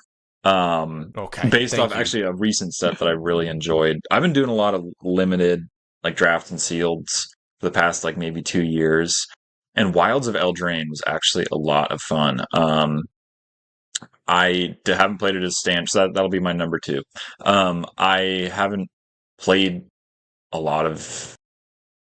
I haven't played with the cards a lot outside of limited, but I love playing it in sealed and draft. I love the flavor of it's a similar to the other sets we've been talking about that has a strong identity, and it's not really like folklore, but it's just the fairy tales, right? So there's like a lot of recognizable tropes and things, which I guess I kind of agree with what you're saying, Taylor, in that some sets and cards it can feel like they're spoofing real things, but I don't know. I feel like with Wilds of Eldraine, they did a good job at like giving nods to, the Grimm fairy tales and like, the Hansel and Gretel I fairy do tale and like stuff like that. this felt more like the Grimm fairy tale, much more Yeah, darker. I like this exactly. set too. This one's really pretty cool. So 'Cause, like, I love.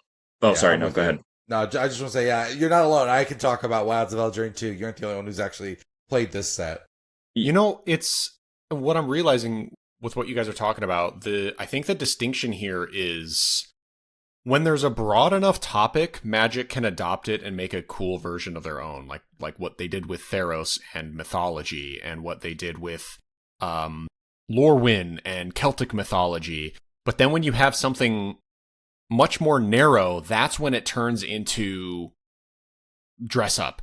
Like what we're talking about, pirates and Ixalan. Like, pirates isn't a huge theme you can do much with, so when you do a pirate set, it just feels like gimmicky bullshit. Yeah. And that's what they did with, most recently, Bloomborough. There's that really narrow fairy tale with all the animal... Redfall? What is it called? Redwall. Yeah, like, it's literally that. Yeah. They just copied it. And, like, the Harry Potter set. Like, Yeah. they're taking these super narrow things and just directly ripping them off, and that's what makes it feel so flavorless and like lacking tact. It's just like ugh. No. But then you have something like Wilds of Eldraine, where it's this broad topic of grim fairy tales, just as a whole. Then Magic, you can see like, oh, they still have some creative juices. That's cool. Like they're doing some interesting stuff here, and it's more of a nod and an appreciation to it, and it's their version of it versus, oh, we're just doing Hot Wheels the set now. We're taking the cars and making it a set. We're taking Cowboys and making it a set. You know what I mean? So it's about the scope of the thing they're trying to copy or inspired by. I would agree with that. Put it politically. I would agree with that. And yeah, like you're saying with I didn't play the original Ixalan, but I did play a bunch of sealed and draft of Caverns of Ixalan. That's or Lost Caverns of Ixalan. And Lost Caverns of Ixalan, yeah, it was like, pirates as a tribe. It's not a set, So it was like This was like Explorers. Yeah, it was like, okay, I'm either forced to either play Jurassic Park deck or Pirates of the Caribbean deck. Okay, awesome. There was like Merfolk and shit, but that was what everyone plays. Either you play like the red green Dino deck or you're playing like a Pirates deck or something.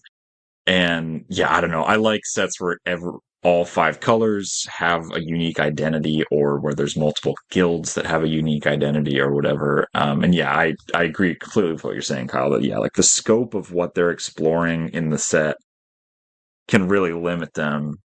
And sometimes they just don't do it well. Yeah. Nice. Okay. Yeah. Yeah. Wilds of Eldraine. I didn't play pretty much any Wilds of Eldraine, any set that's come out in the past 5-6 years. I think the last set I actually bought was the 3-color set. Streets of New Capenna. Yeah. That was the last set I think that I bought a box of, because it may or may not relate to my favorite set of all time. So I was like, ooh, I want to try this and buy it again. And it was horrible. And all the cards sucked awfully. And they ruined Grixis. And, Well, don't, Kyle, they didn't ruin Grixis. Grixis is still Grixis. I don't know what you're talking about. That was... I don't know it? They gave it a different name at least. So they did try to separate it. So at least there's some... Oh, yeah. Yeah, true. I see what you're saying. Yeah, it was like gangsters of the northeastern end, Yeah, and then like gangsters of the sewers, or what was it? Whatever. So Yeah, they're not the Grixis gang. They're the Northeast gang. shit. What is it called? What the fuck are those things? There's like an X in it, isn't there? The letter X. You're thinking of the hit Xander movie. Ex Yeah, I think you're right, Machina? Xander. The Xander's people. Xander is the leader of I don't one know of the what- things. Yeah, I just don't remember what his fucking. I crew always is called. Kyle, why don't you look up this God damn it. instead of mumbling to yourself while you're looking it Yeah. up? So then Taylor, you do your number 2 now. Let's go. So I actually so it's kind of tough for me to do my number 2 because it's Kyle's number 1. Then skip it. Okay. Okay. So then, my number 1 is easy. I put in all caps Lorewyn, as in Lorewyn. That's how it's spelled. Then Lorewyn, Win, and Lorwen, When. Lore, when are we going to What come back? Because fuck are you Lorewyn saying? is by far the best Magic has ever been. It's never been close. I have been chasing this high. This is why it's heroin. And it's just everything like Tarfire is the greatest thing that's ever happened to me as a human being. Reading the card Tarfire changed my life, and I have never recovered. I played so much limited, and just like I remember the tree folk, like each of the tribes had like a signpost that's like kind of at an uncommon that did something to make the other dudes in their tribes cheaper. But the tree folk one, in like normal fashion, instead of being 2 mana, it's like 5 mana for like a 2/6, and it digs super deep. But it's just like, man, like even just the fact that they made it may not be balanced, but the green one is unique in that it's a really big, slow one that digs deeper and is a bigger discount at once because the lore of like, tree folk are how large and how long they've been alive and stuff, and so they can reach deeper to connect to ones they know. Like all that I get from the stupid, dumb, idiot, dumb cards. And like I don't They know, fight with their fat fucking asses. I can't get they over. swing them booties. Yeah, exactly, Kyle. Just keep saying things that make sense. I love that.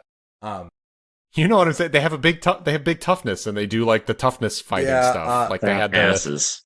Yeah, I see. Yeah, Yeah, they it's had, true. And even the goblins of this world were like weird, like swamp hags.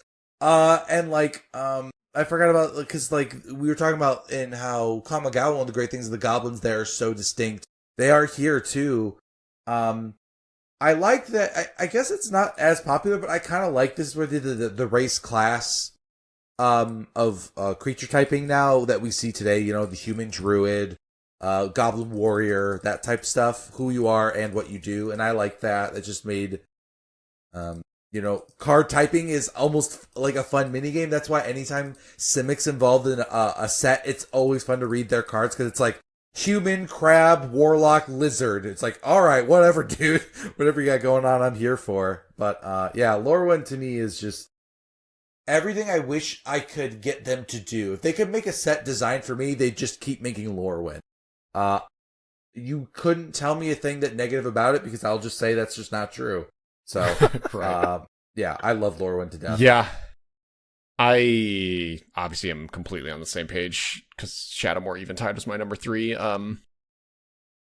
Yeah, I loved Lorewyn. I loved the Harbingers. There was one for each creature type. They would come into play, and then you would search your deck for a creature of that type and put it on top.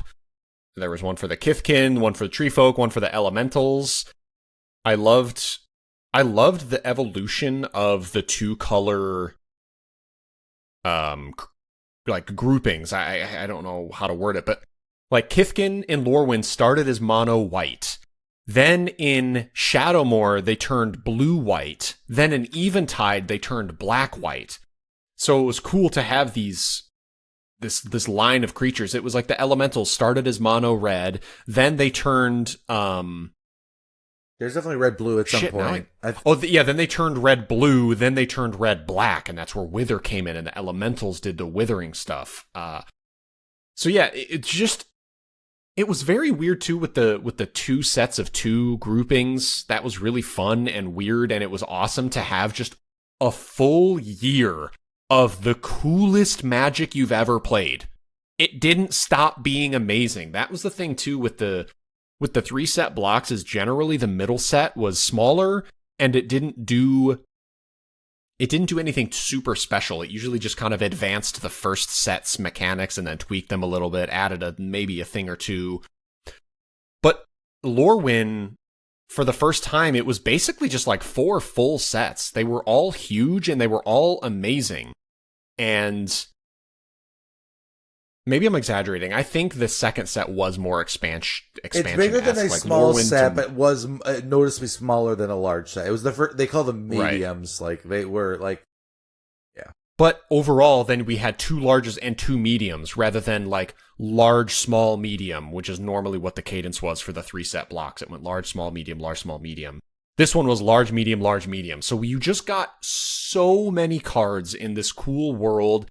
And every set, because of the way they changed the colors, like I said, going from white to white black or white blue to then white black, like the tribe that you liked was still evolving over the course of the release of these sets, and not just in a way where they added more cards. Like they literally changed the colors of what these cards were, and so it opened up completely new strategies, even within the same creature type that you've been playing, and adding, like I said, the lieges and the color, the aura stuff. Like, yeah, Lorwyn it really was a insanely special time in Magic, and this was also pre-big internet, so as the sets were releasing, it was just unbelievable excitement opening packs and finding the new things and figuring out what's here and what's good, and yeah, God. Yeah, Lorwyn is probably the best like period of Magic. Yeah, it's my favorite period. Yeah, that's all I got. Daniel was 10 years old, so he has no opinion, and Carver wasn't playing. I was gonna say, I wish I had been around. No, it's okay, but I just it's really cool shit. Loved it. I feel bad for you. That's all I can say. Is like, I mean, I don't know. Lorwyn's one I got maybe a little more of an opinion on because the tribal stuff just keeps coming back all the time. You know what I mean? Every time you build an elemental deck, you're going to look at Incandescent Soul Stoke. Like anytime you're... the commands are amazing modal spells that come up in my decks constantly. The hideaway lands are amazing.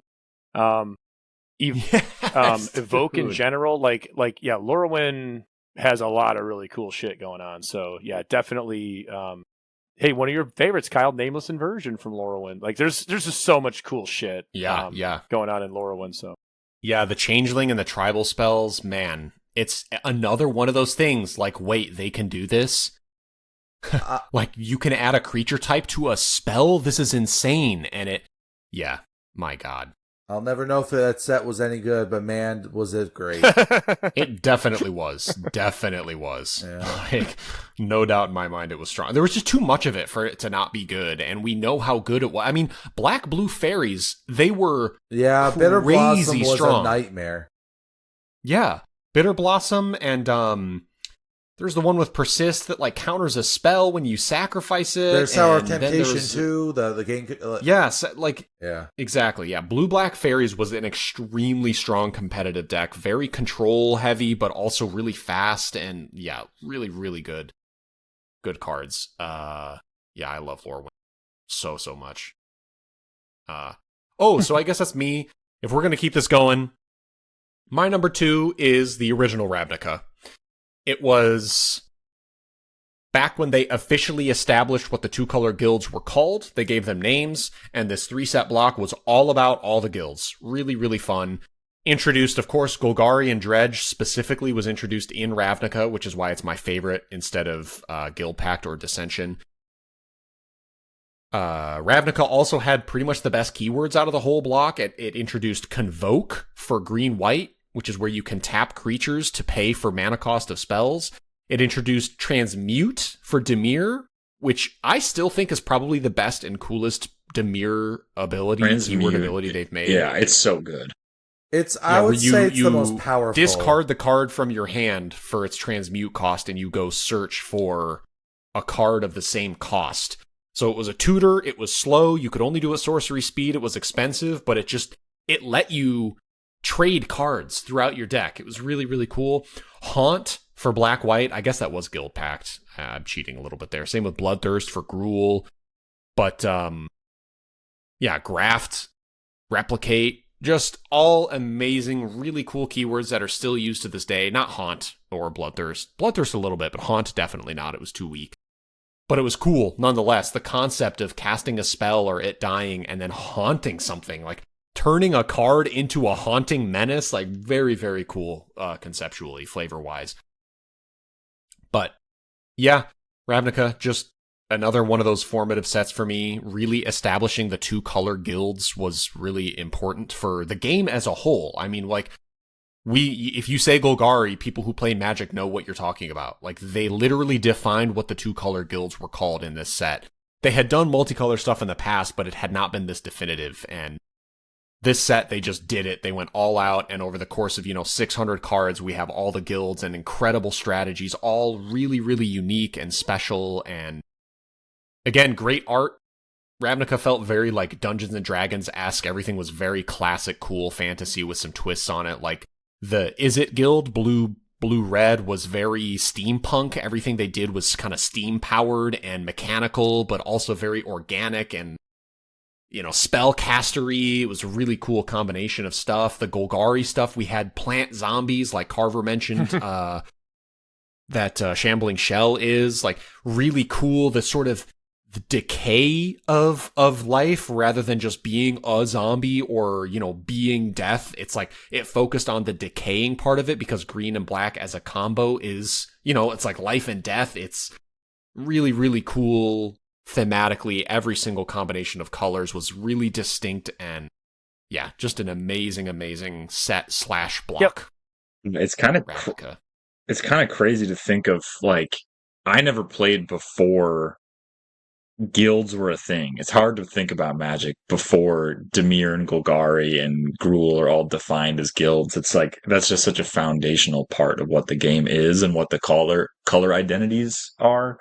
That it's such a great set. What did that? Is it just, I was thinking about that as we were talking, is it just like the sheer number of green black cards in Ravnica? You know what I mean? Like, is that what like makes it? Because obviously there've been multicolored cards in other sets, right? But it's all focused on these guilds in this set, right? That just kind of made this identity that's ubiquitous. Like everybody knows what these are. Yeah.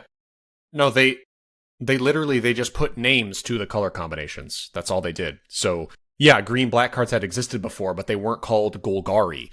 So you have, Golgari Guildgate, or Golgari, whatever. They would, Rot Farm. They specifically named the color combinations, and that's how you ended up with, Invasion was the first time they like kind of like intentionally designed the block to have a cohesive theme, and Ravnica was like where they just kind of doubled down and made a more overt collection of like, we were designing 10 small pies, I guess 5 at a time to be more, or I guess it was 4 at a time and 3 in another, that they designed all intentionally. No, I think it was 4. It's 4-4-3. I think it was like 5. Is it really? I thought it was 5-5 and then expanded on both or something. No. Yeah. The original ones, because it was 3 sets and there were no repeat guilds. Because like for everything you said, for me it is that block, but for Simic, but also for me, I was so obsessed with Orzhov at the same time that you were with Golgari that. Like, I had the one I liked anyway, and I also did really I remember playing a lot of Boros in the beginning, but that's the strategy they figured out worked, and they have been refining it ever since, and I think Magic is in the state it is because of Ravnica. I think it is the most important set of all time, in my opinion. Probably right. Because, you'd be hard to convince me otherwise. Because it even established what the, like, obviously colors in Magic had already been defined for what they do, but Ravnica it named the guilds, solidified the guilds as a specific, color combinations, and it also defined what the color combinations do. They, obviously if you have a card that's black and green, it has to kind of fit within a box of some kind, but yeah, Ravnica really just, like Taylor said, it was just very important. It just kind of told you what these colors were going to be for the rest of time. That's what we've worked on. We, as in, the royal we, like, as a Magic player, that's just what, if you know of a 2-color combo, it's because of this set. Like, that's just all there is to it. Man, Radiance is so bad. I'm looking at these cards. Oh my god! Yeah, imagine that. So yeah, it's so funny. It's crazy so how good. horrible. And it's funny. A lot of people hate Haunt. Like a lot of the first go at bat were real bad, but the ones that were good were also real good. Anyway. All right, what about we on to Carver then for his? Yeah, Carver number 2. It's probably predictable. Cons is awesome. I'm excited to go back shortly here. Yep. But yeah, Those look good so far. I know. But yeah, it's just got it all, man. I think Morph is so fun for like limited play. So I really like seeing that. I like all that the cons I'm gonna say it's hard to say that a 3-color combination has like specific mechanics that are totally linked to it, but I think cons does a pretty good job of making that work. All the mechanics in that set I think are, fairly decent for limited play, so it didn't feel bad. Like that was a set where you easily, again, in limited, you could play any one of the 3-color combinations and you could have an easily good deck, It's so fun too, all the tricolor sets that have like the big splashy rares, that are just like eye-poppingly strong, like a Mantis Rider or a Siege Rhino. Or I remember opening up a Flying Crane Technique, which is like this ridiculous 6-mana sorcery in Jeskai 3 and a 1 white, 1 blue, 1 red, so 6 total mana to get, I think, all your creatures +1/+1 flying, lifelink, and double strike. Like it's just like this crazy, but so powerful, so cool. And Cons has that type of stuff. So it also had some like some of my favorite cards in the set, like Butcher of the Horde. I love the art and effect of Deflecting Palm. So just a quick shout out to some of those cards. I love Cons. Delve's obviously amazing. And so those cards are timeless. Your Treasure Cruises, your Dig Through Times, your I know Gurmag Angler is in the next set, but still it's all part of it, I guess, all in that plane. And then again, I'm not as connected with like the theology or like the connection to what that is exactly. But again, just very fun set for me to play, and so just probably my peak time of playing Magic, going to a card store and playing limited, and smashing with those cards. So I love Khans of Tarkir, my favorite set, definitely. Yep, absolutely love Cons. It was It was a pretty defining set in that it established what 3-color pies were called. Black, white, green did not have a name, and then it called it Abzan, so that's what it's called now. And Sultai, green, black, blue, did not have a name, and Khans of Tarkir defined it. So Cons was a pretty important set for that reason too, but specifically, I love the Ascendancies from Cons. Really, really, really cool enchantments that all do something very specific to the pie. And they were really strong and very powerful. You mentioned, too, Butcher of the Horde. That is my one... I don't know if this is an EDH thing, but I feel like there's always one card people wish was legendary so that they could make a deck out of. And Butcher of the Horde is the premier card I have always wished was legendary so I could make a deck out of it, because he's so cool. So he's 1 colorless, 1 red, 1 white, 1 black. So he's 4 mana in the Mardu colors. He's a 5/4 flyer, and his ability is you can sacrifice another creature to give him your choice of vigilance, lifelink, or haste until end of turn. So he's crazy strong as a 4-mana 5/4 flyer. I mean, that's just a game-ending kind of card right there on its own. But then it's also a sack outlet built into your general that then gives himself vigilance, lifelink, or haste. So he can, sustain you. He can be a blocker. He can come out swinging super fast and start triggering your sacrifice stuff immediately. he has so much versatility, and I fucking wish he was a goddamn legendary so I could make him an EDH deck. And Mardu is also a color combo that I feel like has had very lacking generals for a long time. I've never liked what they do. They always felt kind of derivative of just black-white sack strategies or, green-black Golgari stuff. Like, Mardu's never felt like it had that much of an identity to me. But Butcher of the Horde would have been really fun to make as a general way back then. But anyways, that's my rant specifically about Butcher of the Horde. Otherwise, I love cons.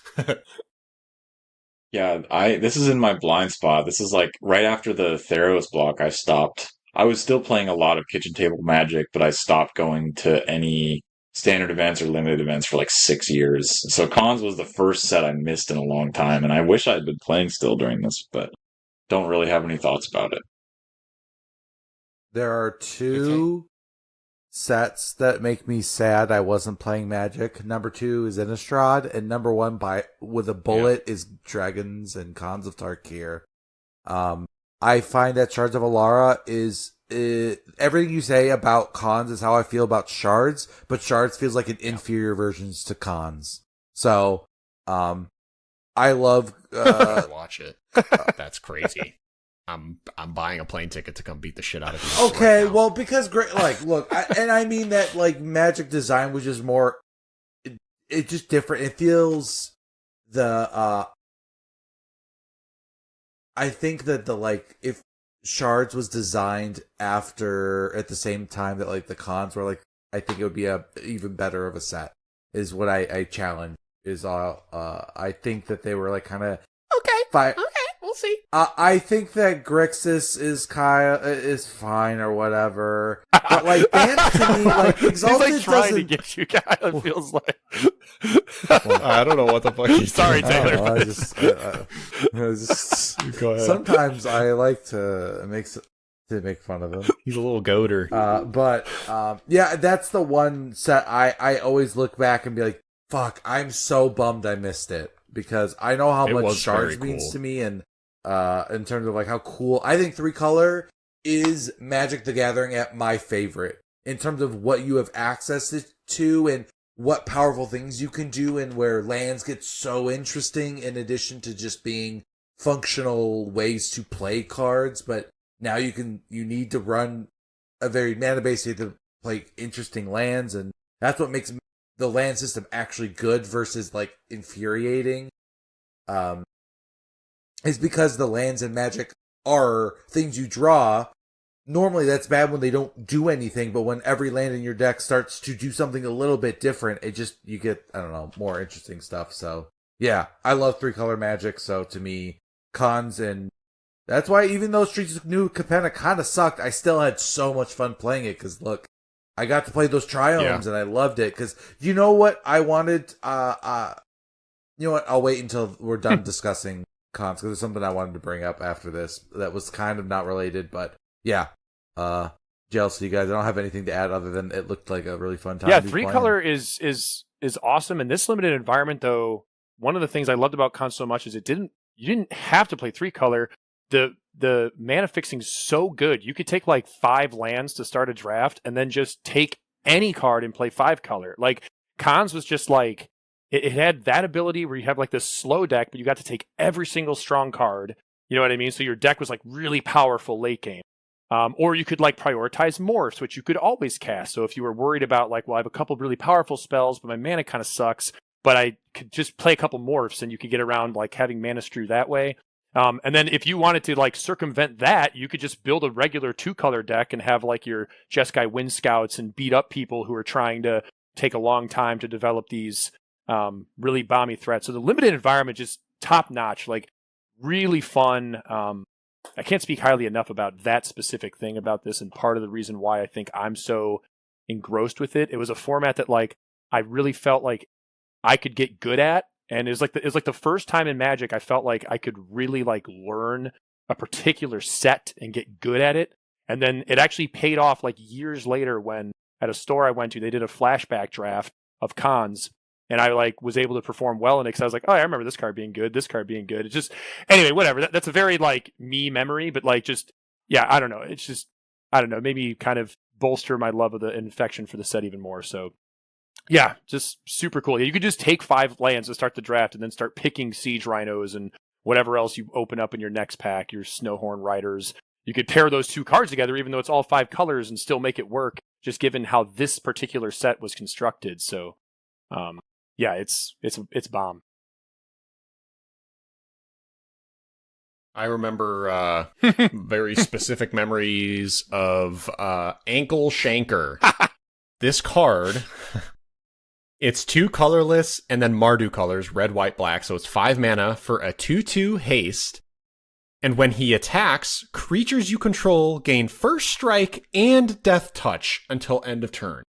This little fucking goblin berserker, it pisses. Just say it's unblockable. Just say it makes your board unblockable. You can't fucking deal with first strike and death touch. It's so fucking dumb. And the dude, he gives himself first strike and death touch too, because it's creatures you control, not other creatures. So even though he's a 5 mana 2/2, he has haste, so you just slam him on your board full of like tokens and little dinkers and just turn everything sideways, and your opponent just can't do anything. They just have to chump block and one-sided board wipe themselves, and then you die the next turn. Like, Ankle Shanker is such an annoying card, but like, he's so cool, and he feels so insanely Mardu. I really, really love, I love hate Ankle Shanker, and I can't remember where the memory is of him, but it might be a pre-release. Someone played it against us, or Carver, did we do a 2-headed giant and someone used him? No, we did a 2-headed giant. Maybe we had him, and because the 2-headed giant was you open 6 packs or 6 packs each, and then you both build a 40-card deck. So you have 12 total packs to work with, and I think one of us opened Ankle Shanker, one of us opened Butcher the Horde. So obviously we put them together. It had like a Mardu deck, and yeah, this card was one of the premier threats in it, of course, along with Butcher. This card feels like it either shouldn't have haste or shouldn't give itself the first strike. It's just so ridiculous. This card is, you're right. Crazy. He is very Mardu. Ankle Shanker, good name. You see what I'm saying? Super great cool card. name. And it's just like a little dude charging around with a knife, and like in the background there's shadows of big giant guys, but he's just like this little goblin foaming at the mouth, sprinting and screaming. It's so funny. But yeah, Khans of Tarkir is really great. 3-color sets are too few and far between, honestly. They need to make more of them, but now that I've seen Streets of New Capenna, I don't know if they have it in them anymore. Maybe the new Return to Dragons will be good. So far, the one 3-color card I've seen, I've seen a few, but I really liked the Baby Siege Rhino that I think that even Streets of New Capenna, I think the problem is the aesthetic wrappings than the actual design of the set, right? Like, as in they could. I mean, I don't know. If they tried to just make cons too, you don't think they'll be able to. I'm just curious. I'm not even like gonna debate you. I'm just curious. I'm actually genuinely just asking. Do you think they'll be able to pull it off? A cons too? Like, basically what they're doing now, do you think they'll do a 3-color set justice? Yeah, I think so. I think part of the problem with Streets of New Capenna, if we can go on a tangent here, is that the way that they were trying to tie the abilities thematically to the colors is what made everything just kind of inherently worse. Like what was the name of that little protection Shield bubble counter that the Bant Shield. color had? Shield counter. Yeah, like shield counters just felt kind of lame, and the cruelty, I believe is what it was called for Grixis, where you had to sack a creature to make your spells better. It just felt very anti-synergistic. It was really hard to make that work. It was. Casualty, yeah, that's what it was, Casualty. I can't really remember the other color mechanics, but I just remember Blitz was the kind of looking unearth a butt from your hand instead of the graveyard. Okay, yeah, Blitz was fucking awesome. Yeah. I made the John Henzies. Yeah, it's one of my favorite EDH decks. Blitz was really cool, but all the other mechanics to me just kind of fell flat, and it had to do with the flavor of the set just being like Art Deco weird gangster shit. Like, I don't know. So that's why I was like, so when lame.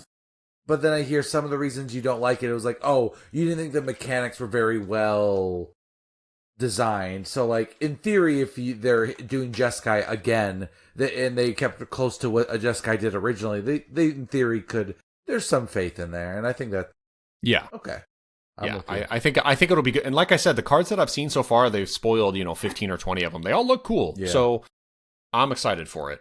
A non-broken Mox. Who would have, at least at first glance, who would have thought? Finally, holy shit! It looks so bad. I love it though. Yeah. It's cool. All right. Well, all right, Daniel. What's your number two? that's just what I was gonna say. Or number one. I or have 0 don't- left. or I've talked pass. about everything. All right, Daniel's out. See you later. Go ahead, Tay. All right. So all I have left are honorable mentions. I actually wanted to shout out two modern sets. That, Wait, you don't have your number one? yeah, I told you. Yeah. I popped off about Lorwyn. And Yeah, my we number oh, two did was, number twos, Kyle. We already did number twos. and, Oh my god, I'm wasting. and Yeah, you're also right. my other number two was Shards of Alara, which Carver hit when he hit but I want to say actually Well, I haven't done my number one. okay, So okay, yeah, go for it. How's the timing of this? I'm You're number really one, Kyle. confused, I guess. Maybe. Yeah. Okay, my number one is Shards of Alara. Of course, it's Shards of Alara. Yeah, the 3-color, obviously, Unearth being the Grixis mechanic is just what's resonated with me more than any other mechanic in the game that's ever come out. I thought this 3-color set was incredibly strong. Something that I want to talk about specifically with Khans of Tarkir and Shards of Alara. So Shards of Alara, they introduced a card cycle called Charms. There was a charm for each type. There was a Bant charm, a Grixis charm. They were all really good. They were modal spells. They cost one of each color, so they were all 3 colors, right? Because it was a 3-color set. So the Grixis one was 1 blue, 1 black, and 1 red, and it was a modal spell. When you cast it, you choose one of 3 things. One of them was return a permanent to its owner's hand. The other one was target creature gets -4/-4 until end of turn. And the third one I can't remember, so I'm cheating and looking it up. Oh, I thought that's what it was. Creatures you control get +2/+0 until end of turn. So every single mode on this card was crazy strong and very, very versatile, and they had a charm for each color. And to this day, a lot of these charms are still used because they're still really powerful.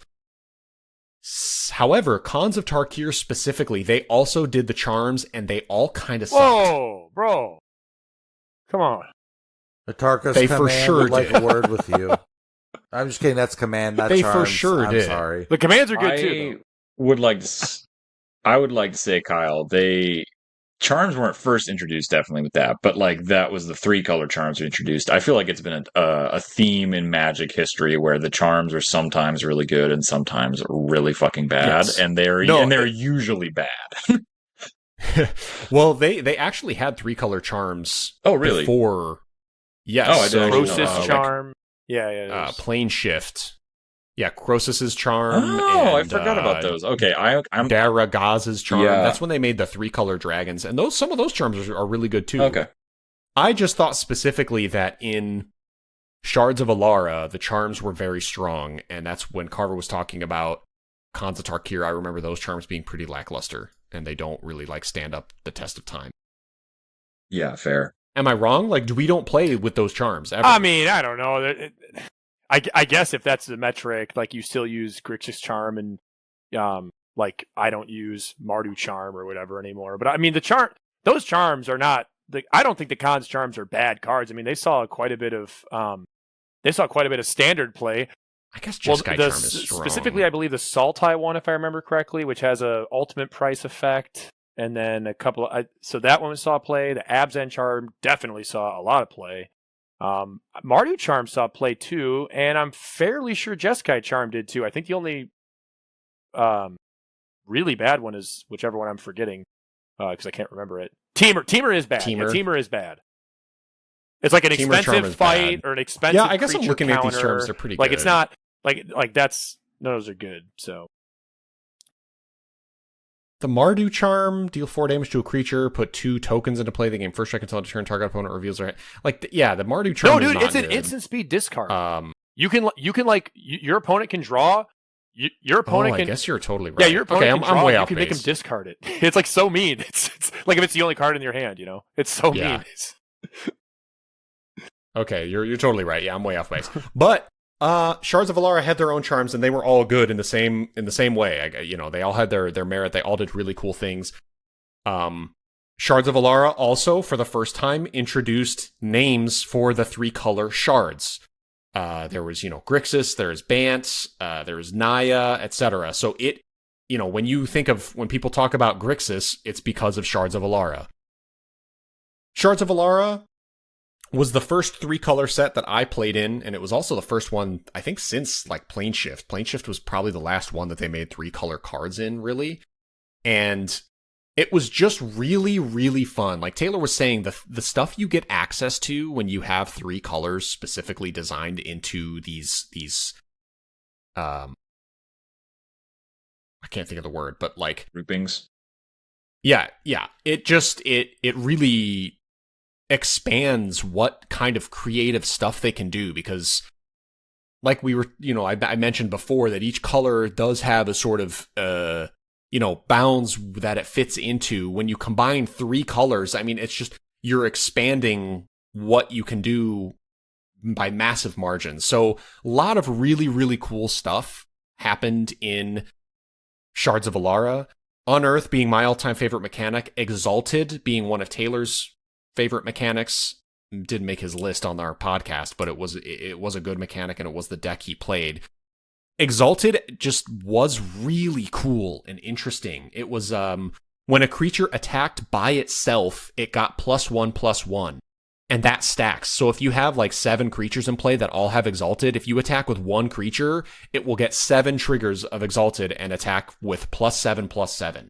So it was a really cool thing of being able to go wide and go tall. You attacked with 1 giant powerful creature, but then you were able to have this defensive line of all of these creatures sitting back, just funneling their Exalted into the one big attacker, and there was just really, really cool stuff. Unearth, of course, being great. The 1-card cycle that I absolutely love, and you guys will remember, is the ultimatums. They were introduced in Shards of Alara. They were these spells that were just of astronomical proportions in flavor and power and ability. They were so cool. I'm going to look them up now just to make sure I have them all here. So Grixis Ultimatum was my favorite. Of course, it was the Grixis colors, double blue, triple black, double red. So it's 7 mana, but it's basically a 13 for 1. Your opponent sacrifices a creature, they discard 3 cards, they lose 5 life, you return a creature from your graveyard to your hand, you draw 3 cards, then gain 5 life. Talk about a fucking ultimatum. Like, you slam these spells, they're 7 mana, they require tons of colored mana, but they were just the biggest fucking bomb spells you'd ever seen. They were kind of like the Eldrazi of the spell world. They were just like mind-bogglingly huge. And they were so good, and they brought them back in Ikoria, which I'm sad that's the set they chose to like finish the cycle. I really wish they made ultimatums in cons. But like the Naya ultimatum, the red, green, white one, gave all of your creatures +5/+5 first strike, lifelink, and trample until end of turn. Like, you have 4 creatures in play, and you just get +20/+20 first strike, lifelink, and trample on board. Wasn't one of them destroy all non-land permanents? That one is. That's the one that came back. That was in Ikoria. That was the Mardu colors. Oh, I'm thinking red, white, and I black. played a lot of Ikoria, so I'm forgetting that was not one of the OG5. Yeah, some of the original ones were really bad. Like Clarion Ultimatum, the Bant one is pretty terrible. It's green, white, blue. Choose 5 permanents. For each of those permanents, you may search your library for a card with the same name as that permanent, put them into play tapped, then shuffle. So, like, sometimes this just gave you 3 mana and 2 creatures for 5 mana. Like, it's just not good. Or for 7 mana. Sorry, 7. Like, just a huge cost compared to Cruel Ultimatum, which from basically 0 board state can completely swing the game back into your favor, So some of the original ultimatums weren't good, but they're, a couple of the other ones were extremely good. And anyways, talking a long time about the ultimatums. But yeah, charms, ultimatums, the 3-color wedges, just incredibly exciting to be part of 3-color things coming into the game basically for the first time. It was pretty, as we've been saying a few times, like unprecedented kind of stuff. It was just really cool. Love Shards. Love, love, love. Shards is another set I wish I had been playing back then. It's such a cool set. All the 3-color groups, the shards and the wedges and the pies, all the different 3-color combinations are cool. But I love shards. I mean, it's like you're saying, it's the foundational 3-color set basically. I kept thinking this was going to be the new standard, the way that Ravnica became kind of the base, but I realized that a 3-color is a lot harder to do. And yeah, I get excited whenever it's a 3-color set now because of how much Shards of Alara was. Man, just Esper was so cool. That's colored artifacts existed because of that. Like, come on. Pretty much. Yeah, I had to look into it because in my head, this set created the colored artifacts, but it didn't. There was a few like errant cards here and there. There was actually one in Future Sight. It was a blue mirror that was 3 mana and it cost a blue. But wait, no, and even before that, no. But the difference is it could cost a colored mana but be an artifact. But these are colored artifacts. I think that's what I'm saying. This already existed, but no, I'm saying they're different. But that's fine. No, they're not. I'm saying there was an artifact that cost blue mana, and it was blue, and it was an artifact, and it was in Future Sight. And then there was, I don't know, there was one other one, but my point is, it barely existed, and like you're saying, and the point you're trying to make is that this set was like, yo, we're doing this now, this is a thing, and so that's what Esper was. The black, blue, white trio combination was all about artifacts that had a colored cost and color identity, and it really pushed that forward as something that the game will now have. So it was really cool. Yeah, I mean, when I think about Shards of Alara, I think Esper is typically the one that I draw the most cards from, you know what I mean? As I'm looking through the set, definitely. Just, I think that colored artifact, they've done so much with artifacts over Magic's history and recently that I think having these ones that have color identity, is they're always going to be part of that pool of cards you consider whenever you're looking at a set. Other than that, I don't have a ton of nostalgia for this set, so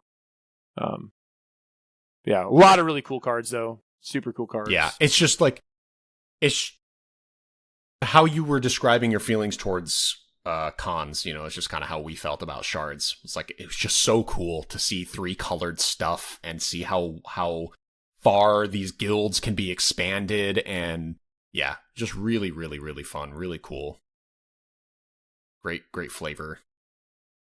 So they were also distinct too, for some of them sharing multiple colors. Like Grixis to Jund were very distinct, despite the fact that they were only one color difference, right? They were both that's a good point. Black-red, but one was black-red-green and the other one was black-red-blue. But just that one color difference, you have wildly different mechanics between the two, and they felt unique. And yeah, that was just so. When did they start? So wait, this set. So Shards didn't have the hybrid cards, or does it? Is that in one of the later ones? Because I'm looking. I'm. Is that one of the? Yeah, that was maybe the last one. Alara Reborn is when they introduced the hybrid mana stuff, I believe. Conflux was when they introduced a lot of 5-color things. Yeah, Conflux was an all-gold set. Every card was 3 colors or more. Yeah, that's right. And then crazy. Then the third set, what'd you say it was? But that one is the one that Alara Reborn. Alara Reborn, yeah, was where they would do a hybrid mana symbol of 2 of the colors and then 1 single mana of the 3rd color. So you could technically play. It would be like a green-red hybrid mana then with black as the 3rd mana. So you could technically play it in just a green-black deck if you wanted. But yeah, that's where they introduced the hybrid stuff, was in the 3rd. Very cool. And Cascade came. Well, is that also Alara Reborn? Okay. That was Alara Reborn as well, yeah. Yeah, Cascade was a bomb mechanic, dude. So cool and strong. Thanks, Nico really crazy. Bolas. You have to read it. Yeah, you just have to read it a couple times. You're like, wait, I just get another thing for free from casting this? What? Okay, I'll do what it says. Doesn't seem right, but okay. And I loved the 3. Oh, that was also something I forgot. The 3-color creature cycle that they did, where they were all commons or uncommons. So like Woolly Thoctor was just a 3-mana 5/4. Then there was the Grixis guy who was a 2/2 Menace Death Touch for 3. So just insanely hard to block. The annoying little guy that just kept attacking you. Sprouting Thrynax, a 3-mana 3/3, and when he died, you made 3 1/1s. That was the Jund one. So it was cool. A cool little cycle of 3-color creatures. What were you going to say, Taylor? Sorry. I was going to ask if we hit everyone's top ones, because I just want to think so. Shout out Carver, did you have any more left besides your any honorable mentions? I'm good. I got one honorable mention, but I'm good on my tops. I wanted to shout out, I put Ikoria on here, almost made my list. I know a lot of people hate that set, but a lot of the reasons why people hate it is why I love it. I think Mutate was the coolest thing that's ever happened to Magic, but it's because I played the digital client. So my experience is that set feels like it was designed for digital play, and it was a lot of fun. But trying to keep track of that would have been shitty. The counters, keeping track of counters. Mutating is the most, and it's such a subtle thing that that ability only works on non-human creatures, and how often that actually comes up is surprising. But the other thing I wanted to shout out was actually that Kamigawa is, I think, the actual greatest plane Magic's ever done, because the hit rate, because Neon Dynasty is one of the best Magic sets in like 10 years. Kamigawa Neon Dynasty was on just like firing on all cylinders. I can't believe they managed to do Kamigawa any justice. Neon Dynasty is crazy, but it is also a modern Magic set, so it just can never hit as hard as old ones. That's just the nature of getting old and doing something for a long time. Novelty is not as new as it used to be. So, but I think Neon Dynasty's amazing. That's all my honorables. Yeah. My honorables were already mentioned. Betrayers of Kamigawa was one specifically. We didn't talk on too much, but yeah, Ninjas and Ninjutsu was really, I talked about it on the Favorite Mechanics podcast, but Ninjutsu as an ability is so bizarre and cool and interesting, and really explodes your mind as a little kid, realizing what combat can actually do. Betrayers also introduced, it had some really good classic cards. Actually, there's one mechanic in Betrayers of Kamigawa that looking back on it, I'm really sad and actually surprised they have not modified or returned. Maybe they have a little bit. But it's called Offering, the mechanic. Oh, yeah. It was only on a couple cards, one card in each color, and they were supposed to be like the gods, the lords of those colors, basically. But what Offering was as a mechanic was it was on these creatures, and you could cast the creature as an instant if you sacrificed a specific creature type and then paid the mana cost difference. So there was, for instance, the Lord of the Snakes that had the ability Snake Offering, and it was like a 7-mana card. Yeah. So like at the end of your opponent's turn, you could cast this at instant speed for its offering, sacrificing maybe a 3-mana snake and then paying the difference. So if the card is 7 mana, you sacrifice a 3-mana snake, and now you pay 4 mana and get to play this thing as an instant by offering, one of the creature types that this Lord is kind of representing. So flavorfully, I'm surprised it didn't even come back in Theros or something. Like, it would be perfect. It's such a cool mechanic. It's just letting your creatures become instant. Yeah, and but yeah, that's what I was going to say. It's basically emerge. Well, it's kind of what it's funny, and I feel like Offering is kind of like the inverse of Devotion. Like it doesn't rely on the mana color, but like it's like a tribal inverse sort of thing. Yeah, it reminded me of that too. And Emerge is, funny enough, was on my honorable mentions of favorite mechanics, and that's another one that I think they have not done justice enough. Offering and Emerge are both incredibly cool, powerful mechanics that I think they haven't explored in the best ways. And then lastly, I just want to mention Umezawa's Jite as a card in Betrayers, is an all-timer equipment. Crazy modal equipment that... So this is another thing where combat damage going on the stack made Umezawa's Jite... Wait, no, it doesn't work like that, because it has to do the damage to get the counters, so I'm wrong. Yeah, it was nuts because it wasn't to a player's, it's any damage, and the right, counters it was just stuck. any damage. And you could still use the counters with the Jite not equipped, if I'm not mistaken. Yes. And it just clears off boards and generate card advantage, I think. But Yeah, so you attack, and even if they block and kill the creature that a GTA is equipped to, GTA then sits there as like a removal spell or a gain life thing, or because it gained 3 life, gave it +2/+2, or gave a creature -1/-1. That Those were the sounds 3. about right. It gained 2 life, but yeah. Yeah. 2 life. So yeah, Umezawa's GTA was just a crazy, crazy card.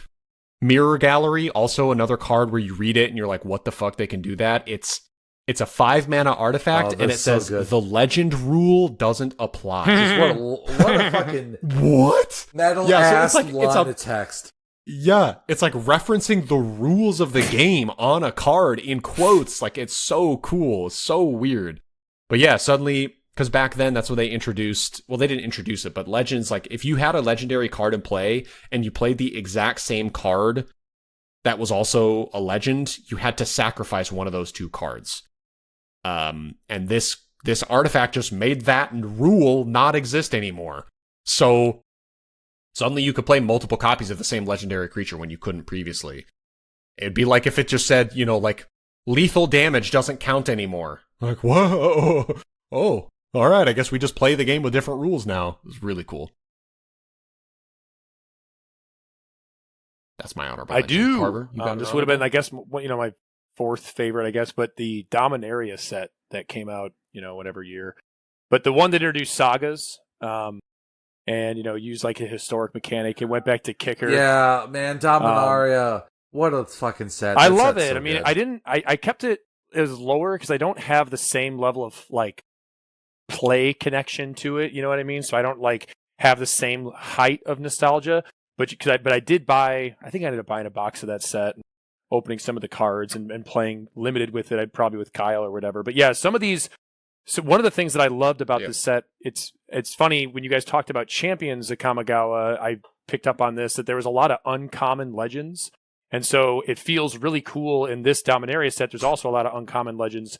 So it feels really cool to like open, a Danitha Capation, and be able to play that like in a limited environment regularly. You know what I mean? It's pretty nifty that these cards are like, these, legendary creatures that you just get to see more often. I just thought that was cool. And then the sagas, I mean, while maybe the ones specific in Dominaria aren't the greatest sagas at this point, they introduced them and they were very cool cards. These enchantments that give you these modal effects every turn, and that generally, lead to tell some, let's say, story through the game. You know what I mean? Where in Mending a Dominaria, you're milling cards the first 2 times, and then the last time you're returning all the lands from your graveyard to play, like things like that are kind of cool.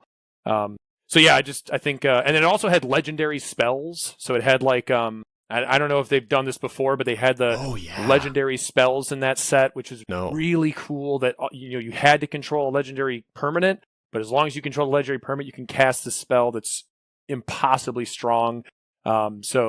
Or at least aggressively costed at the cost. So my favorite being Yawgmoth's Vile Offering, but more because the art is so striking, and we're like, I don't know much about the lore of Magic, but I know that Gerard is holding Urza's head. You know what I mean? So it's pretty whatever. It's like very cool, moment. Like just very so cool, metal, disgusting art. And then some of the kicker cards in it, I love. So yeah, just love it. Also, shout out to Traxos, which seems to find its way in a lot of the Scourge of Krog. Seems to find its way in a lot of artifact decks or decks that untap things and play historic cards for me. So yeah, there's a lot of really cool cards in Dominaria. So yeah, I love that set. It sounds prohibitive, but Traxos is it's so playable. It's for Taylor's sake and Daniel's maybe, Taylor probably doesn't know, but it's a 4-mana 7/7 trample. It's an artifact. 4-mana 7/7 trample, but it enters tapped, and it doesn't untap during your untap step, but it untaps whenever you cast a historic spell. Oh. So you can give this thing basically vigilance. Like you cast some dinky little artifact main phase 1, untap it, then you attack with it, and then main phase 2, play a new card and untap it. Now you have it as a blocker, and it's a 7/7 trample. It just smacks people down and kills them really quick. Yeah, it basically any artifact deck will want to play it because it's just such a strong card, aggressively costed. And Yawgmoth's Vile Offering, I'm glad you shouted that out. That card specifically, 5 mana, destroy target creature, return target creature from your graveyard to play. Just like 2 sentences, crazy simple, ridiculously strong, over the top, that's powerful. really aggressively combining 3 mana minimum spells. And I think you really. get it from a Yeah. graveyard too. So Yeah, like there's obviously like if you're playing EDH, you get to can play return with. the I thing think you kill? so. No I think way. it's pretty. Well, wouldn't you have to have the target? No. before You don't get cast to it, kill so you their couldn't thing do and that get it anyway? back. Yeah, you have to announce the targets first. But I'm fairly sure you get to. I Right. gotta look it up. But yeah, anyway. Yeah, I think you might be right. It might be a graveyard. But either way, yeah, crazy, crazy strong. Really cool. Yeah, legendary spells. Dominaria was a great set. I debated putting that on my honorable list, but yeah, it just felt like a return to old times. The way the set was designed and the way it felt, and sagas being, like you said, sagas are just really cool. They feel like they should be a new card type, but it makes sense that they're not. But they feel special. You know, it's really, really unique and cool. And yeah, sagas were dope, and Dominaria was just felt just like a classic Magic set at a time where Magic sets weren't feeling classic or special anymore, like they used to, the way we've been talking about, you know, Time Spiral and Eldrazi and Lorwyn and Ravnica. Like, Magic just kind of lost its spark for a little bit. And Yeah, because that was Dominaria after kinda returned Rivals of Ixalan. Like after Yeah. Amonkhet, Our So many Devastation. Kaladesh. Yeah, Kaladesh. Yeah, just kind of, and yeah, Dominaria definitely, like, it's just so simple. Like, you know what I mean? It's kicker.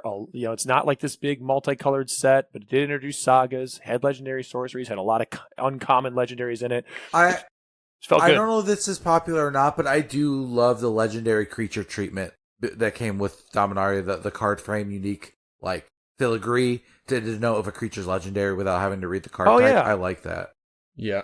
I didn't like it at first, but I definitely do like it now. It is a great, easy identifier, just being able to, And it kind of glance looks at that. like powerful in a way. Like it like makes it. Yeah. It's not just denoting like enchantments to me don't look powerful or not. They just are distinct. That looks cool. But yeah. Well, besides Dominaria, That was thanks to Richard Garfield, by the way. Richard Garfield, of course, we know, was the creator of Magic, and this Dominaria specifically was a set that he came back to help design. He hadn't been designing sets for, you know, maybe 10, 15 years at that point. He stopped designing Magic pretty early on. He kind of got, you know, he created the game, gave birth to it, and then just kind of he handed likes it off to making other people games who more than he treated wants it well. to design Magic sets. Yeah, exactly. But he came back for this one specifically, and it did feel pretty special and cool.